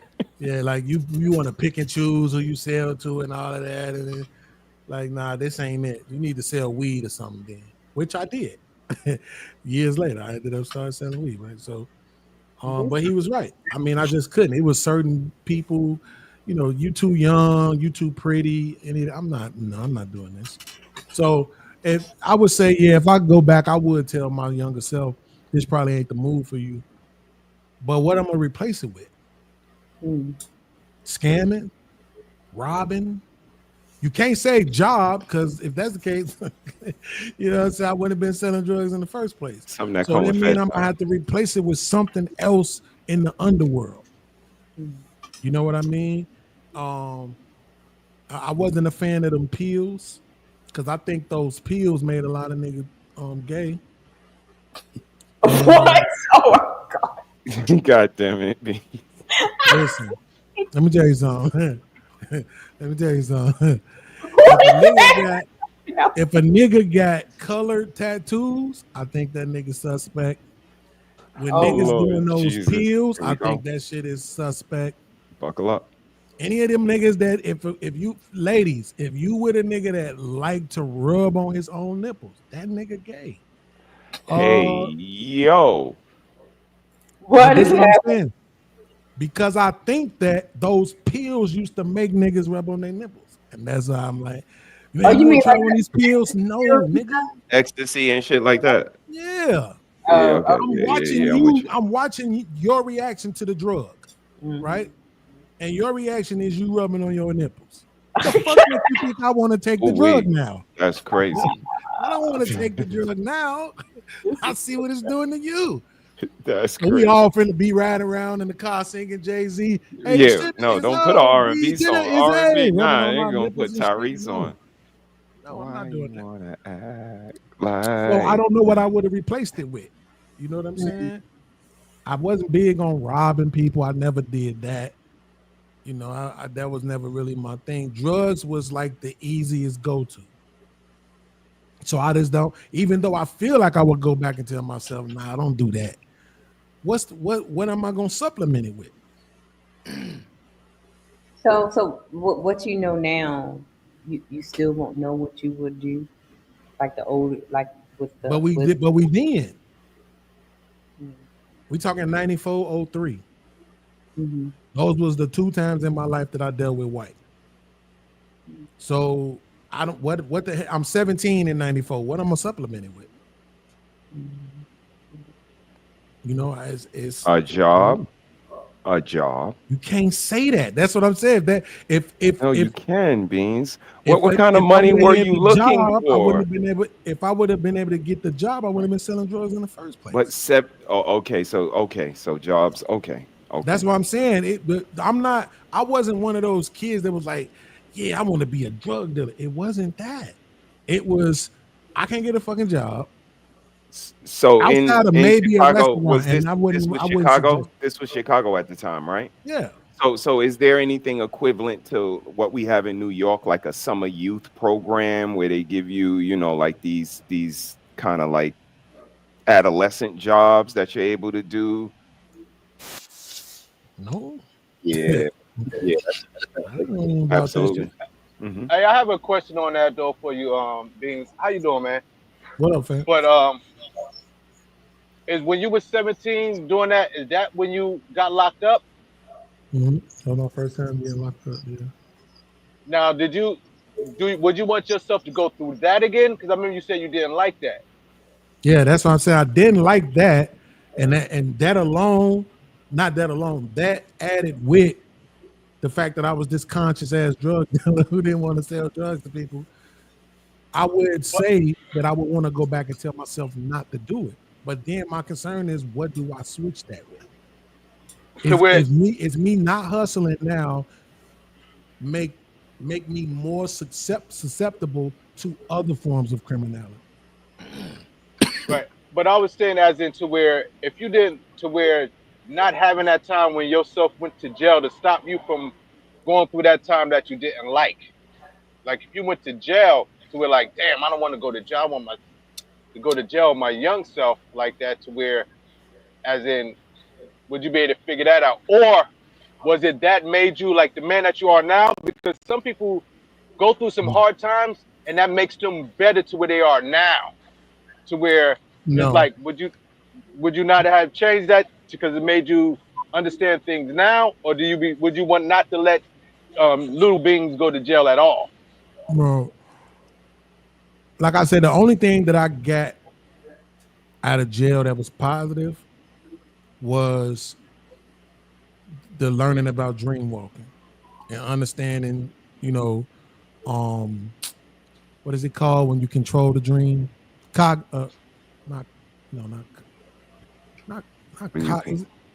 Yeah, help me understand, Beans. It's when you control the dream. C-word. Yeah, it's talking about cognitive dreaming, like lucid dreaming. Lucid dreaming. Lucid dreaming. Yeah. So that's it, and that was 1994, my first time in. So other than that, all them other times was just stress on my brain, right? That helped create this anxiety that I have now. So that's what I'm saying. I could take away. But not selling drugs don't take away all of the other arrests either. You see what I'm saying? So I still end up in jail with all the other shit too. So, but I'm just thinking about. I really didn't like dealing with that white shit. I never used to cut my own stuff. Until 2003, when I was hustling with my cousin, and it was like, I'm not cutting your drugs for you. You better be glad I ain't making you cook this shit. Oh God, like, you ain't finna. And it was like, nigga, you want to be a conscious drug dealer? That shit don't work. So now I'm sitting at the because I'm scared to touch this shit. I think my dad is a dope fiend. He been a dope fiend my entire existence, 48 years. So I'm thinking if I just touch this stuff while I'm cutting it, it's gonna make me want it. You know what I'm saying? So and I'm gonna be a dope fiend. So I didn't even want to cut it. You know what I'm saying? But my cousin's like, nigga, you cut your own. Then I started cutting it. He like, that ain't right. He cussing me out and shit because I ain't cutting this shit right. Like, bitch, you could have just did it. I told you I don't know what the fuck I'm doing. but then I got to the point where I was able to get used to it. But I'm still now. I just didn't like it. I didn't like it. I was self-conscious about it. But when I was selling weed, it didn't bother me at all. I wasn't conscious about it. I didn't think that I was destroying people's lives or perhaps ruining families. But that element, not really wanting to deal with that shit, and the jail time makes me say yes. If I could go back, I would tell myself not to do it. I'm just concerned about what else would happen. When I moved to Champaign-Urbana, guess what happened, Mr. E said? I wasn't selling drugs down there, right? But I started thieving. You see what I'm saying? So now I'm replacing the hustling with stealing. I'm going into Kmart and Myers and Walmart every night. You know what I'm saying? With my Carhartt coat on and some overalls. Remember we used to wear the overalls back in the day and shit on Crucial Conflict shit. I'm stuffing steaks and shit, draws. I'm stealing anything I think I could sell and we need at the house. So I just replaced one criminal act with the other one. And that's what I'm saying. If I remove the drug dealing, what do I replace that shit with? And is it worse for me? Because the drug dealing shit don't even look bad on your background, believe it or not. The domestic violence is worse than the drug dealing shit. A company will look at that drug dealing shit and say, "Oh, he like." I mean, one is state and one is federal. Off top, even the state shit is. That's what I'm saying. Like even not even. But, yeah, right. Lower level, yeah, absolutely. But yeah, it's a mindset. Yeah, I get it. They lay that bullshit on. Especially so you need to go back and show yourself how to be a better dealer. Say it again. You go back and show yourself how to be how not to get caught. No, I'm saying I don't want to do it, but what am I going to replace it with? We didn't have Bitcoin. You know what I'm saying? Like, what the hell am I going to replace the hustling with? I don't know. It was hustling. It was hustlers and shooters. And I really didn't want to be a shooter. I really didn't want to be a shooter. I didn't want to be. I mean, so that goes back to Sis's question about Gen X, you know, not specifically about relationships or but in totality, them not giving the younger generations the said tools. Like you said, Beans, like all we had really was like they gave us a pack, or we know how to shoot a jump shot, and that was our ticket out. Like, but now the younger generation has a lot more tools. We are talking about generational wealth and real estate and Bitcoin and just all of these different avenues that, you know, they're kind of getting bestowed to them. We didn't have that luxury. Right. So, you know what I mean? I hear what you're saying about what do I replace it with, because it was, you know, far and few between, so to speak. If I'm not far off. No, that's absolutely right. It's absolutely right. It was gonna be something else, you know what I'm saying, from the streets. So I mean, and I'm now more susceptible to it because I'm not doing that thing. But I gotta eat. Indeed. You know what I'm saying? I gotta eat. I gotta have my own source. So, Sis, before you jump back in, fellas, what do y'all think about, you know, the point that Beans brings up, the contrast that these younger men have a little bit more accessibility to different outlets to financial stability versus we were, you know, given drugs and, you know, kind of criminal outlets in order to make it happen for us? What do you guys say to that? Come on to decision, bro. Everything we did was our decision. Ain't no two ways about it, dog. It's just being accountable and responsible for your behavior at the end of the day. Straight. Appreciate that, bro. Michael? No, that is that's totally right what Trinidad is saying. That is right. But it is also at this point now compared to like I say the late 80s, early 90s, as in what you can do or what you see as sometimes as that fast money or that money. I can get that money that way. You know, instead of me, okay, I'm going to the gym. Nah, they want me to play ball all the time. I'm going to track. I'm like playing all these sports and everything to where maybe, or after, if I work hard at this, there's a chance I can go there. Or, man, I see, look at Jason. Jason is balling with the chain and everything and all that. And what Jason's doing, like Bean said, Jason is passing little packs over here and there, to where even from that to now, to where it's how open it is, especially with the internet and social media, how much and many things you can do, to where it opens up to where it's not like, if I want to get into advertisement, I got to go to school for this, college for that, get with an agency to do this, and go from there. Right. So right now there are a lot more things to where I don't know if it's that a lot of the younger fellas don't have the research ability to be able to do that, or if it's just that social media became something to where we could kick back and laugh at this and put it on that way, to where, like I say, in 2020, when at the tenderoni time, when everybody was hugged, well, the COVID, I always called it tenderoni because everybody was hugged up. Everybody was hugged up in the house. So that's the time to where that's a new trade. I was, when 2020, 2021 was coming around, I was working. As in working, that was a big thing for the job that I do. But if I was sitting up in the house, best believe I would have learned something else. I would have learned me something else to jump onto that, because it was almost like a whole year, something everybody sitting down and around. But internet became big, and people were just talking and doing stuff like that, to where some people use it to make money, to where now there are a lot of avenues and ways to make more money or make legitimate money, to where I think more people should use it and go from that. And that time to take, just like you said, Tribe, sometimes it would take an older fella speaking to a younger guy the correct way, so he'll take advantage of that. Because sometimes when you in an element or in a time, you can't see beyond it. You can't see out of that box. That's the box you in. You can't see out of the box to see that, like, oh, whoa, hold up, I could have been doing this and that. So it's too late. Appreciate that, bro. You got it, sis. All right, here's a clip of some OGs giving some advice on street life and gang activity. For all you youngsters that's listening to me, the first person that come to you about a game, them the ones that want to kill you. Them the ones that's gonna kill you. The first nigga tell you the John gonna be your enemy in the end. Believe me that. No, the coldest thing back then, if you make it 21, they was already saying you was OG.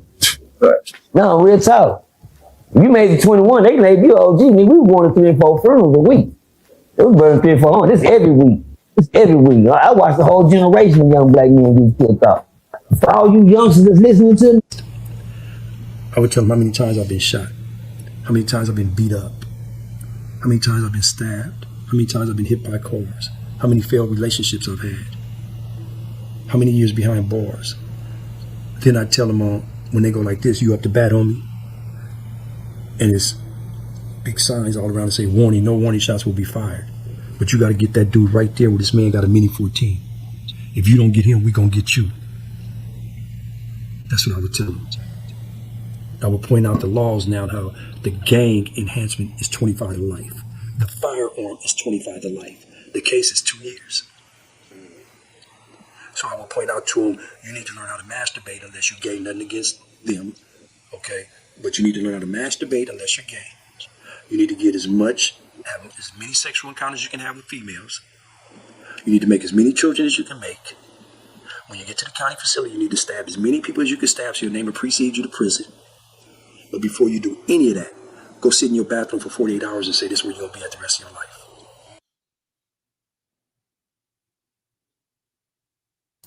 What y'all think about the clip, what the OG had to say?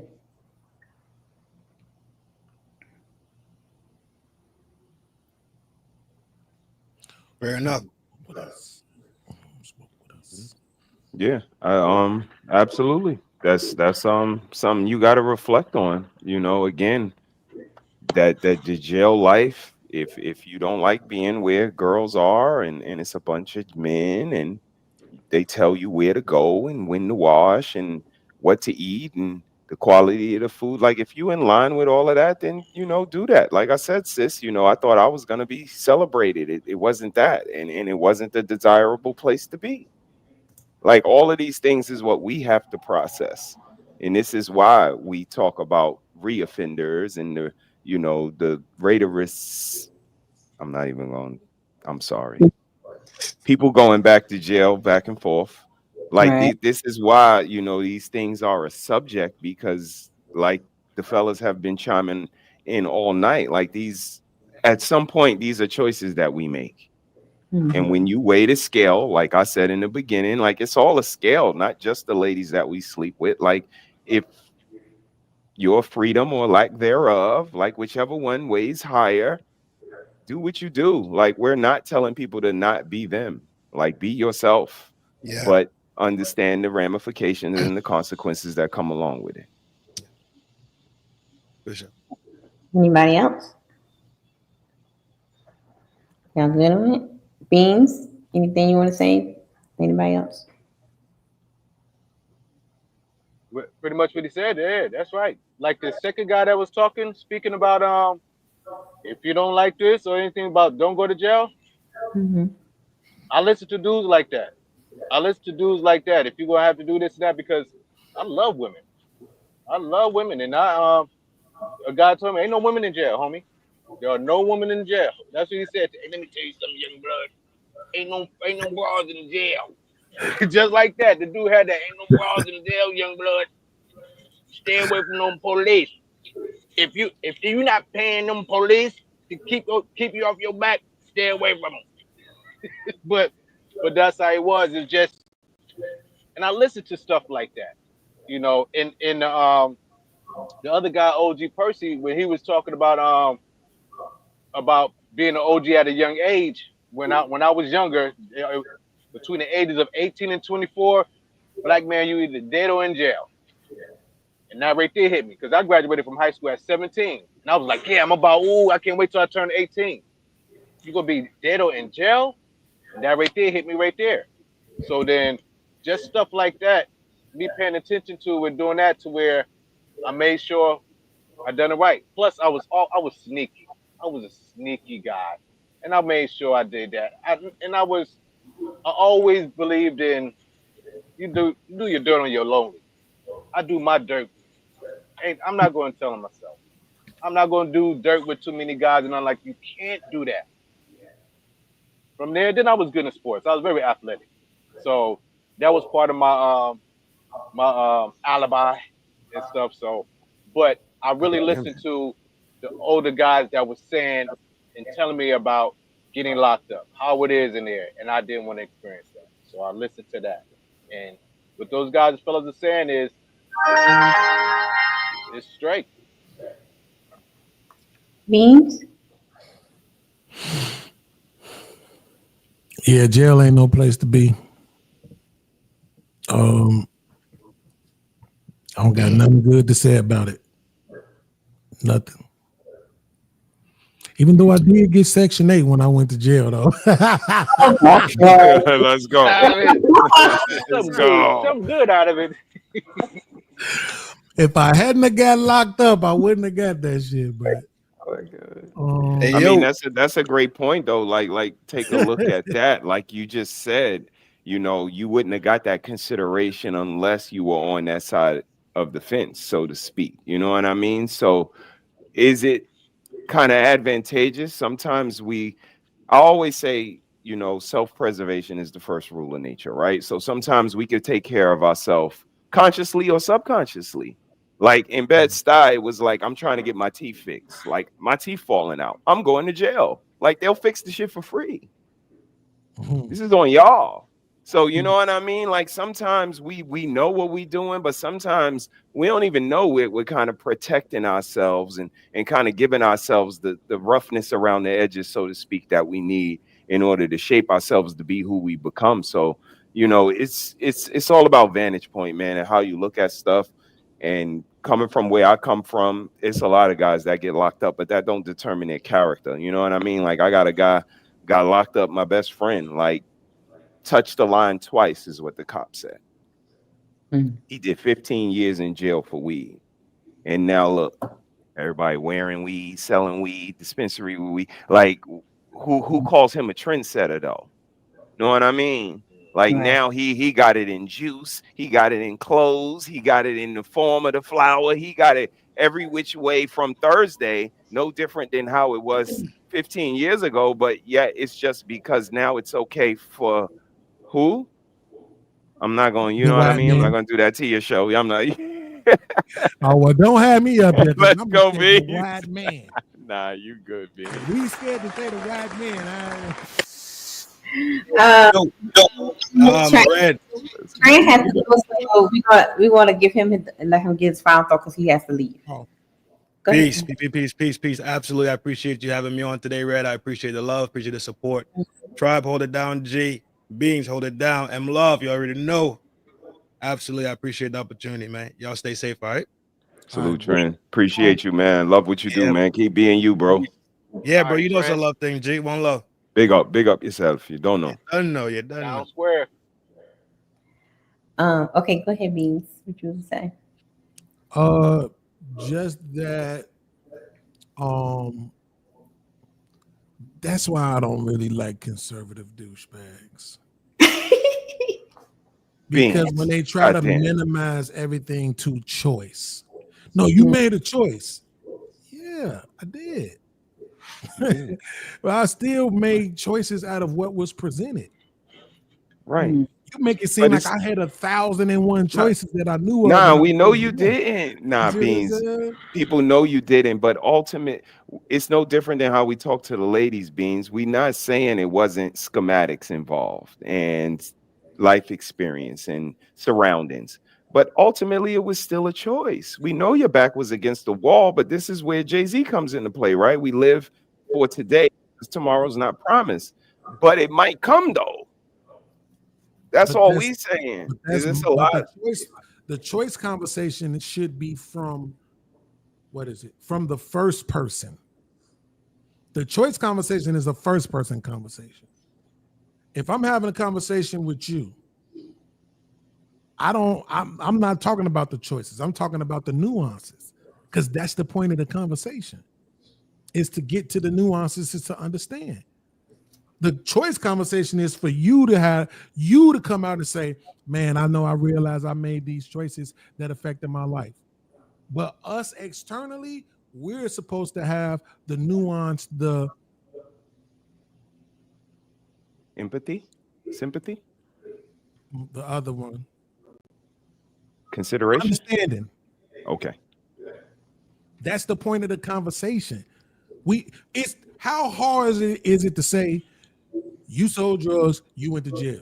All right, thank y'all for coming out, man. Catch y'all next week. That's nothing. The nuance is the point of the conversation. And that's why I'm saying I don't like the conservative douchebags, because they don't want to have that conversation. They just want to be able to come on the show and wait for you to get through telling your story and say, you made a choice, to hell with you. The fuck is that? No, that's for me to say. It's for me to say, yo, I made the choice. Because when it comes down to it, all of us have reasons. I ain't even going to use the word excuses. Have reasons for our choices. So, you know what I'm saying? I just don't like it when people try to diminish other folks. Now, we do it to the women because we feel like it's necessary. It's like, look, shorty, I got a new short I did. It ain't going to go viral because it's me, but I wish it would. What a girl, they popped the balloon on the girl because when they asked her what she was looking for in the man, she said somebody that has a relationship with God, and the dude popped the balloon aggressively. Oh yeah, I say now. Yeah. Right? I'm like, I would have popped too. I don't want it. Why are you worrying about my relationship with God? You got a whole 4-year-old son, but you worrying about my relationship with God? No. Right? Don't do that. This some shit that is supposed to be first person only. The rest of the shit is supposed to be nuanced conversations. So for me, if you say, man, I used to sell heroin, I'm not gonna be like, well, you sold heroin, you should be in jail. Man, why you do that? What was going on? Damn, they ain't had this, they ain't had that. That's crazy. It be like that, man. You know what I'm saying? And that's, to me, I think the difference between, I ain't even gonna say liberals and all of that, but versus like the red pill conservative group of black men, particularly on YouTube, versus quote unquote woke conscious, you know what I'm saying, people who just have an understanding that life is bigger than our choices. If you believe in the Bible talks about being predestined. There's a scripture, God says, I knew you before you was even out of the womb. Before you was even a thought, I knew you. So if he knew you, you, not you. I mean, I hear you. Thank you, baby. But see, here's the thing. You had me. I'm not gonna lie. You had me until you went to the end of the scriptures, because I think that's why he want us to walk more like him. He know we flawed like that. Like that's why your aspirations and inspirations is to be Christ-like or the Most High like to walk every day to try to be a better you, because everything you said was absolutely true. But like I said, at the end of the day, it was a choice. I come from where you come from. You could tell me your back was against the wall and it was crabs in a barrel. I'm gonna tell you, crabs' natural habitat ain't a barrel. Like my whole life, I wanted to get the fuck out of Bed-Stuy because I know that's where success starts at. It don't start from inside here. People talk about build your community and don't move away, but that shit bullshit when you live in a cesspool. Yeah. And that's where it starts at. Like, I'm not y'all. I don't have the same aspirations. Break the cycle. Again, all the shit that I say comes around just like Rick. Shout out to all my fellas, man. You as well, Beans. Like, this shit true. That's why you don't have to worry about Beans if what I said earlier is, nah, B. You don't have to worry about that. Again, I listen in totality. So I understand. Maybe people who listen in sound bites and shit, they don't. But you guys are dead on. And all the information that y'all give is spot on. And I say all of that to say this right here. At the end of the day, we all kind of have our backs against the wall and the choices are limited. But all I'm saying is we the ones that's going to have to kind of look at ourselves in the mirror at the end of the day. And when we see the reflection that looks back on us, it's on us whether we like it or not. What say you? I say that even when you're doing evil, you're doing God's will. So I don't think walking like him, to be more like him, that can't be the point of this. It could have just made you to do it, right? If the argument is this, that I gave you choice, then I created you to fully express. I did that for a reason, whatever that could be. So I'm saying, in my opinion, even though I can say, that's why that was a great question actually, right? And it made me think. Would I tell myself not to sell drugs? What was my answer? Yeah. But then I had to think about it, but what would I replace it with? Now, what if somebody said, well, at that time, all you knew was robbing folks, B&E game, right? Breaking in and shit like that. You know, then what? Now I got to reconsider that. Hell, I'd rather you sell drugs than do that shit. That's what I'm saying. It's more nuanced than that. We don't get to determine what people knew. We don't. Like there's a folks, man, it's so many stuff. It's so much stuff you could have did. It's degrees right now that you have no existence. Now you have no awareness that exists. It's grants for shit right now that you have no idea any of this shit exists. Not to mention the fact we didn't have smartphones. I don't know about y'all. We didn't have no computers. Everybody who try to pretend like, oh, my grandmama had a computer in 1967. Fuck you and your grandma. Because you lying. God damn it. What? I'm just saying, this is what I'm talking. We talking about. In 94, I was 17. What information do you think I had? You see what I'm saying? Like, what is it that you think? And then the only thing people can say is, man, go get a job. Do you realize that go get a job? Are you saying that I should go to the office, pull out my gun and say, bitch, you gonna let me work here? Or are you saying like everybody else, I gotta go in there, fill out an application, and hope that they call me back? Yeah. Because if it's the latter, then bitch, if I could have did that, don't you think I would have been doing it? No, because y'all just want to believe that everybody just glorified like, bro, I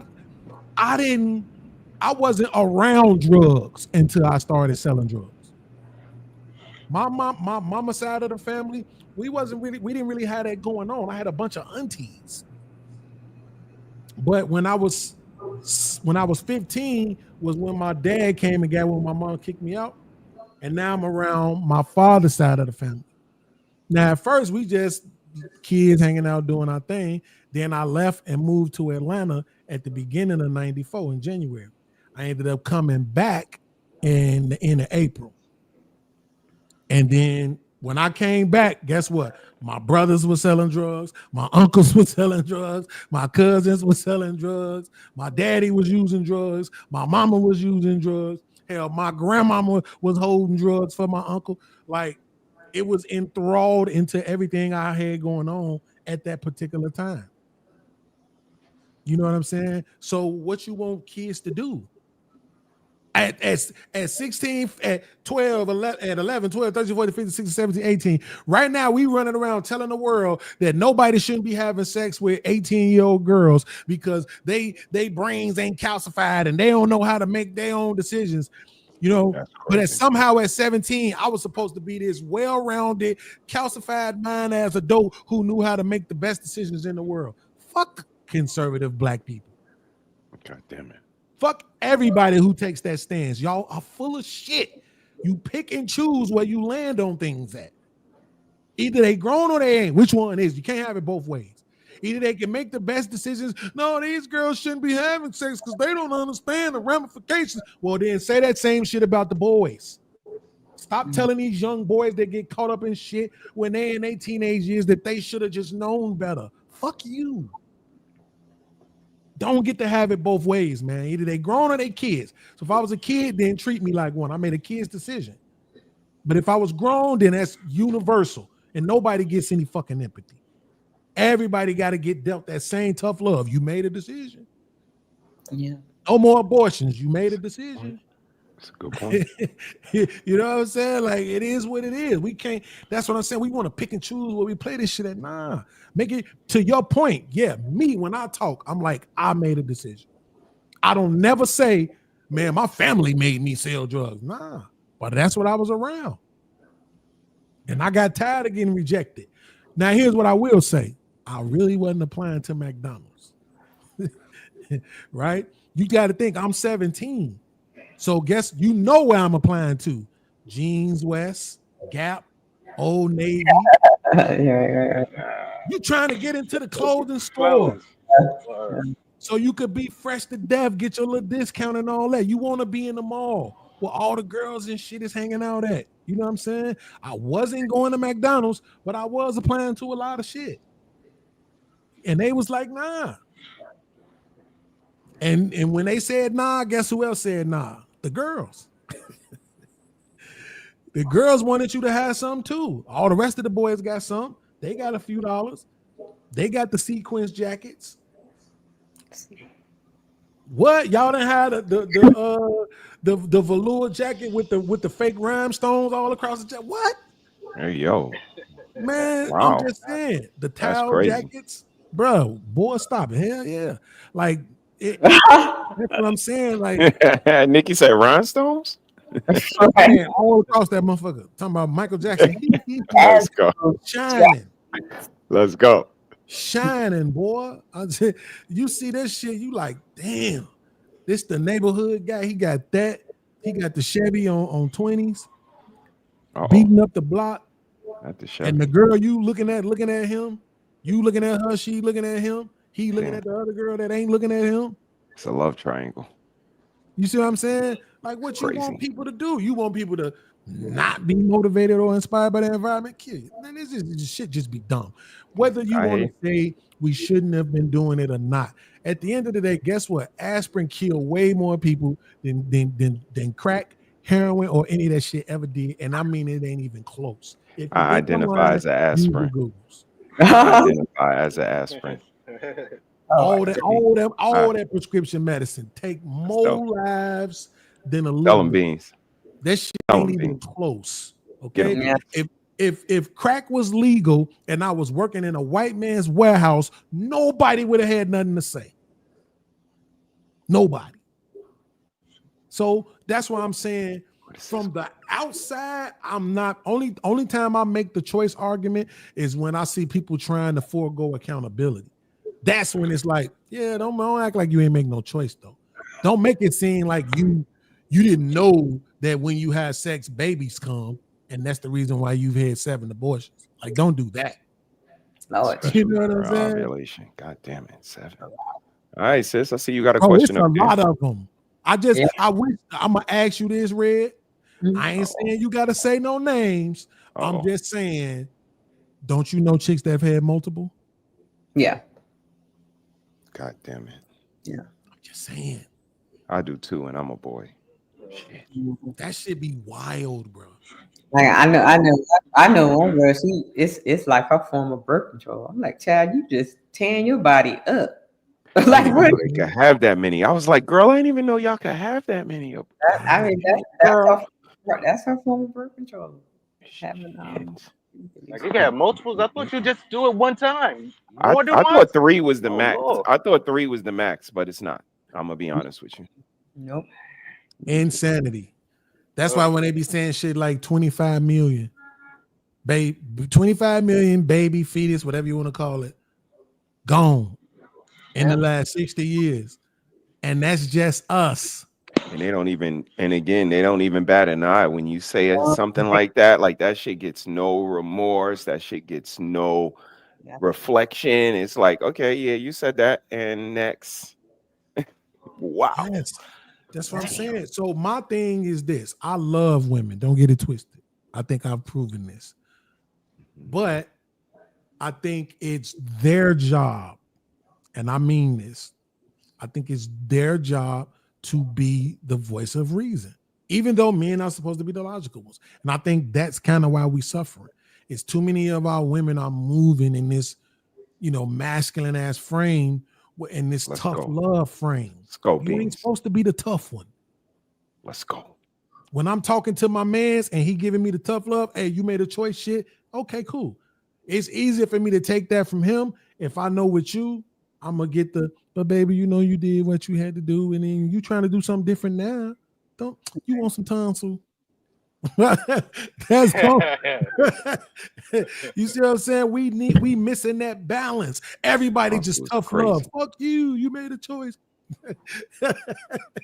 You destroyed the community. Hey, you know what? That's God a good damn thing it. you said, Bean. Rat When you said bastard. that about the we need the balance, because now it's like that's what men, we get that from women. We get that from women. Now women are not even pushing that out to be out to where like, okay, that understanding, that loving, that nurturing. Women are not nurturing anymore. Right. To where that's going. Once you start getting that nurturing is going, it's all like, now what army you building? Just all warriors? Right. You can't have female warriors. Female ain't gonna be in the front line. We ain't gonna allow that. So that is something when you said that was something. I don't want to push it that way too, but yeah, what you saying, Salute, yeah, fellas. understandable. It's Yes, real. indeed. They standing behind the niggas dead ass. Nah, Bro. they trying to be right here beside Like, you, in front of you. Damn, bro. Baby, back up. Okay, Where you go? sis. Go back over there. Let's go, sis. Come on, right here. So guys, here's the next to the last question because I'm getting sleepy now. What would you tell your 20-year-old self about taking care of your body? What you know now, think about all of the things that you went through or going through, feeling aches, pains, whatever. What would you tell your 20-year-old self about taking care of your body? Let's start with Michael. Keep at it. Keep at it. I was a little athlete boy. I ran cross country, track. I played football, basketball. That was all in Jersey. Then I moved out here to Cali, and California is so, the weather year round, you can do so much. So badminton and all that. I played college football, semi-pro football, and just stayed in shape. So when I was 20, I can't tell myself a number two. When I was 20, I was unbreakable. I could run and I could hear the wind blowing. I couldn't hear anything when I was running. I used to run so fast. So it's just keep at it. I just keep at it to where it's not what I'm telling myself now. My past 10 years helped me where I'm at now. I turned 52 in August. So like when I was listening to y'all earlier, I'm over here right up the street from Watts. I went to go for a walk. My pops was like, man, you can't do that. Don't just go walking, because my dad drives too. My dad used to be in places in Chicago, Baltimore and all that. And then, hey man, I'm gonna go for a walk. Man, you don't know where you at. I know, but just stay in shape. So I just tell myself keep at it, because I keep at it now. I just keep at it, staying in shape and doing that. I have to. I always believe you have to test yourself or somebody else will test you. And I want to pass the test. I'm not a victim. That's I always told. Don't be a vic, homie. Don't ever be a vic. So I don't want to be a victim. I want to stay in shape just for that. I don't want to. Just for that, I just say keep doing it. Mm-hmm. Don't stop. Keep going and keep doing it. Don't stop. Okay. Appreciate it. Appreciate you, bro. Brother, what would you tell your younger self about taking care of your body? Yeah, it wouldn't be anything different. Just, keep doing what you're doing. Like, athletic, eat right, no pork, no white women. You'll be fine. Oh God. Word. Yeah.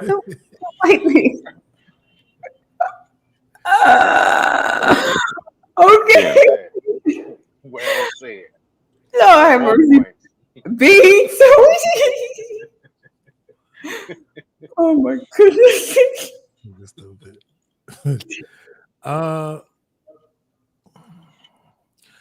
I mean, see, we didn't have no computers and shit, man. Because I want to just say Dr. Sebi, but it's hard. Because how would I have even found that shit out? Dr. Sebi was the truth. Yeah, but how would I have known? I don't know. Maybe listen to.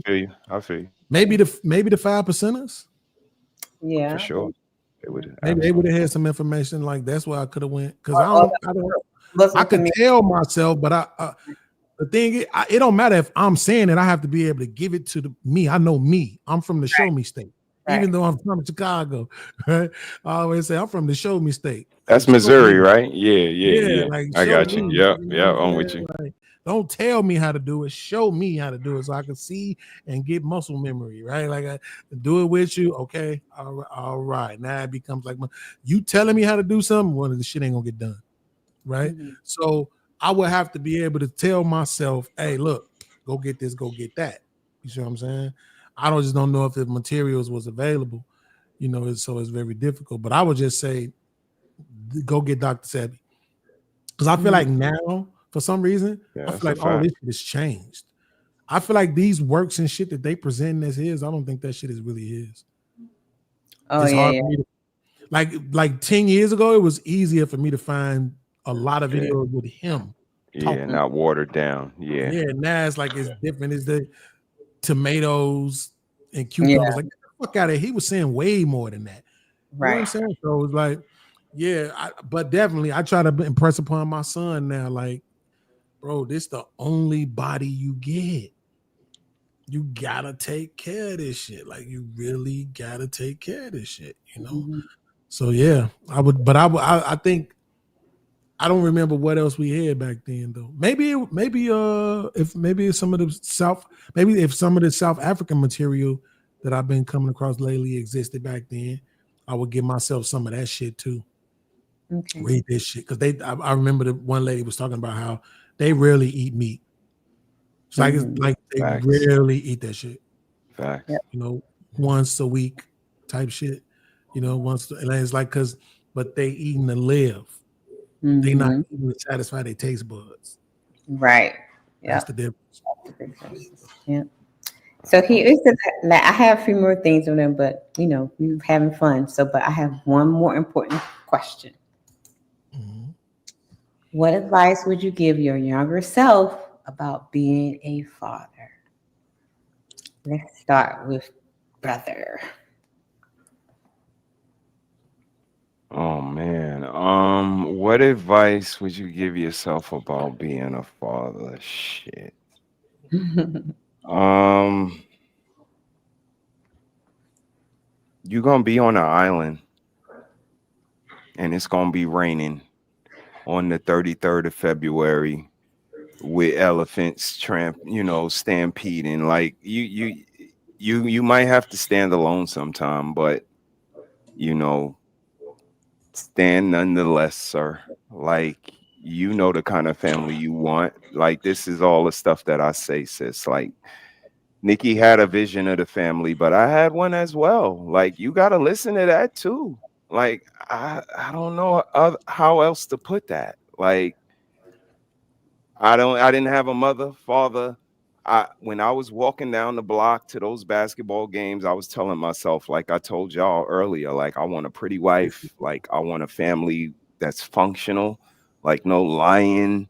You don't have to do everything for money, just certain things. I had the choice to break these cycles. Like my family don't have to be the family I come from, and I had the power to instill that. Nobody else. I set the tone. So that's kind of what I did. So that's, what I would tell myself to being a dad, that sometimes it's going to be hard. Sometimes you're going to stand alone. Sometimes they're not going to like your tone. Sometimes people online ain't going to agree with you. All of that. But brother, be strong and fight the good fight and, make your mother proud, son. Beans, what would you tell your younger self about being a father?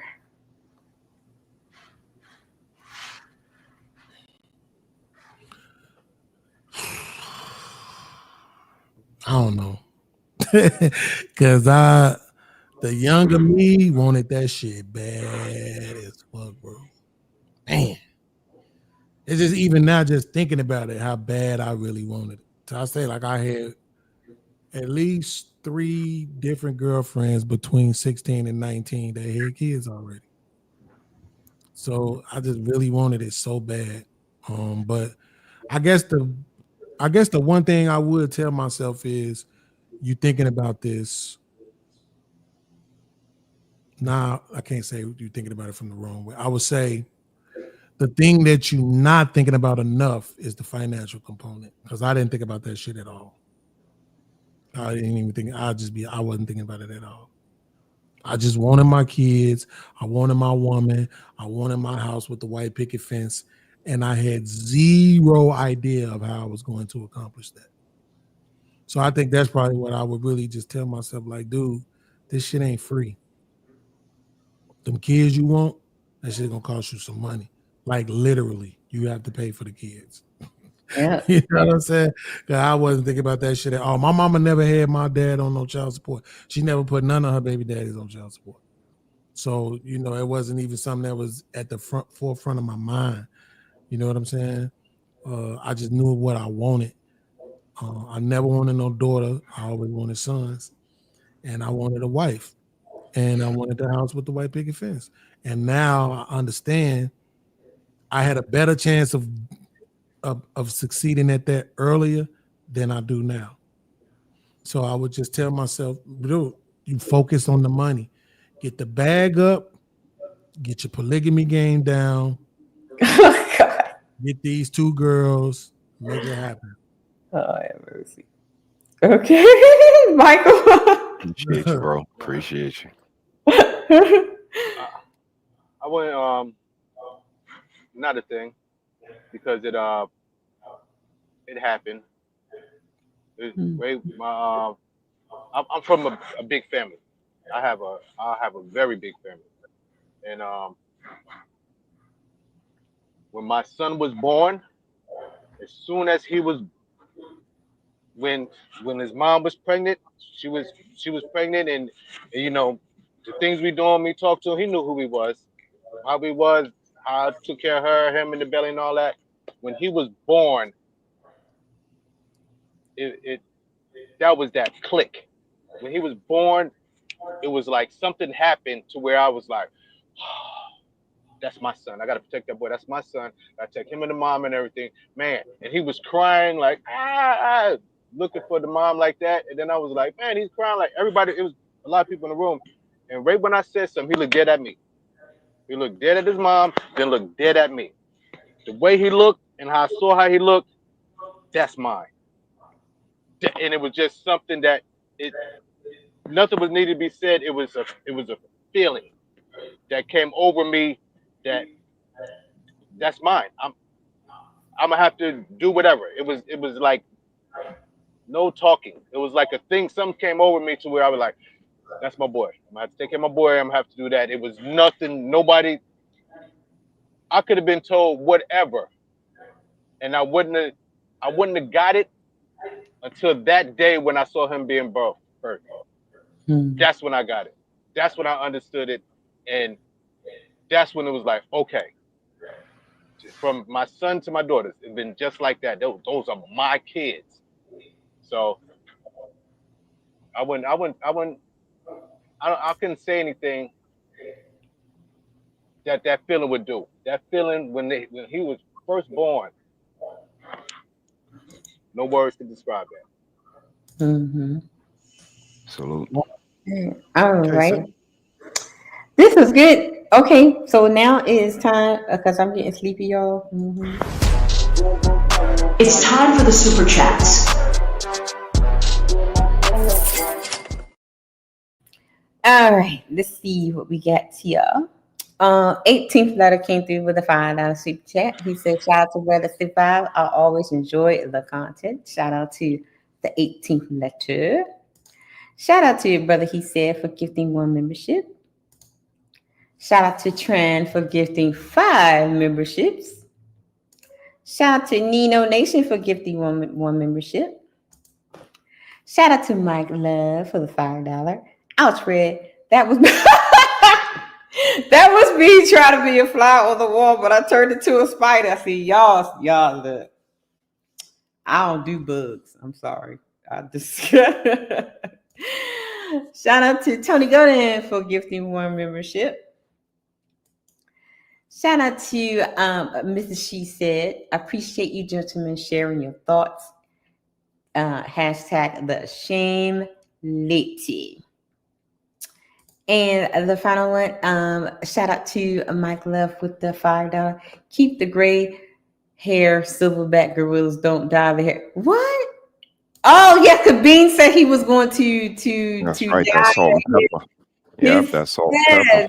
Yeah. I don't know why he would want to do that. But anyway, thank you for the super chat. Are these beautiful? Thank you for the super chats. Now I can buy these red bottoms. And shout out to anonymous. The person doesn't want their name said for the $50 cash app. Thank you so much for the cash apps. We almost made it to our goal. We needed $50 more, but we got $50 of the cash app. Thank you. Oh, thanks for the cash apps. Now I can buy all these paper towels. Shout out to Caleb. See, y'all done help Caleb out until he got them paper towels. All right, guys, we are about to end this show. We are sleepy. It is time to end the show. But first, let us hear your final thoughts. Final thoughts, Mr. Michael. First of all, appreciate it, Red. Thanks for having me up, Tribe, and everything. I'm gonna have to catch you one day where I could be full face and it's not like I'm in the shadows and everything like a vampire and all that. But it's good. I enjoy your lives and your questions and your whole topics because it makes us men think, go through things and topics, how we feel and what we think of stuff. So I think that's real good. That's perfect. men as in things we do and how we reflect and look back on the things that we have done, how we are better now, or how can we help the younger generation come through is things that we gotta pay attention and try to fix and work. There has been a disconnect from us to where, like, as in us Generation X, we have been blamed for a lot of things, and there is some truth to it. There is some truth to it that how we wasn't able to connect, and it's different systematic things that did happen to for that to go that way. Yeah. So all of the lives you do, the questions and all that, for us men to get on here and speak about different things is good. Instead of us just having conversations where we're talking about what women have said or are saying right now. You know, it's at times to where we sit here and talk about stuff to where it can be close to like barbershop talk. Right. Man cave talk, to where we sit here talking and holding each other accountable for certain things. So I always enjoy it, and I just be upset that at times that I can't come earlier because I still be in the midst of working and all that. To where keep doing your thing. Yeah.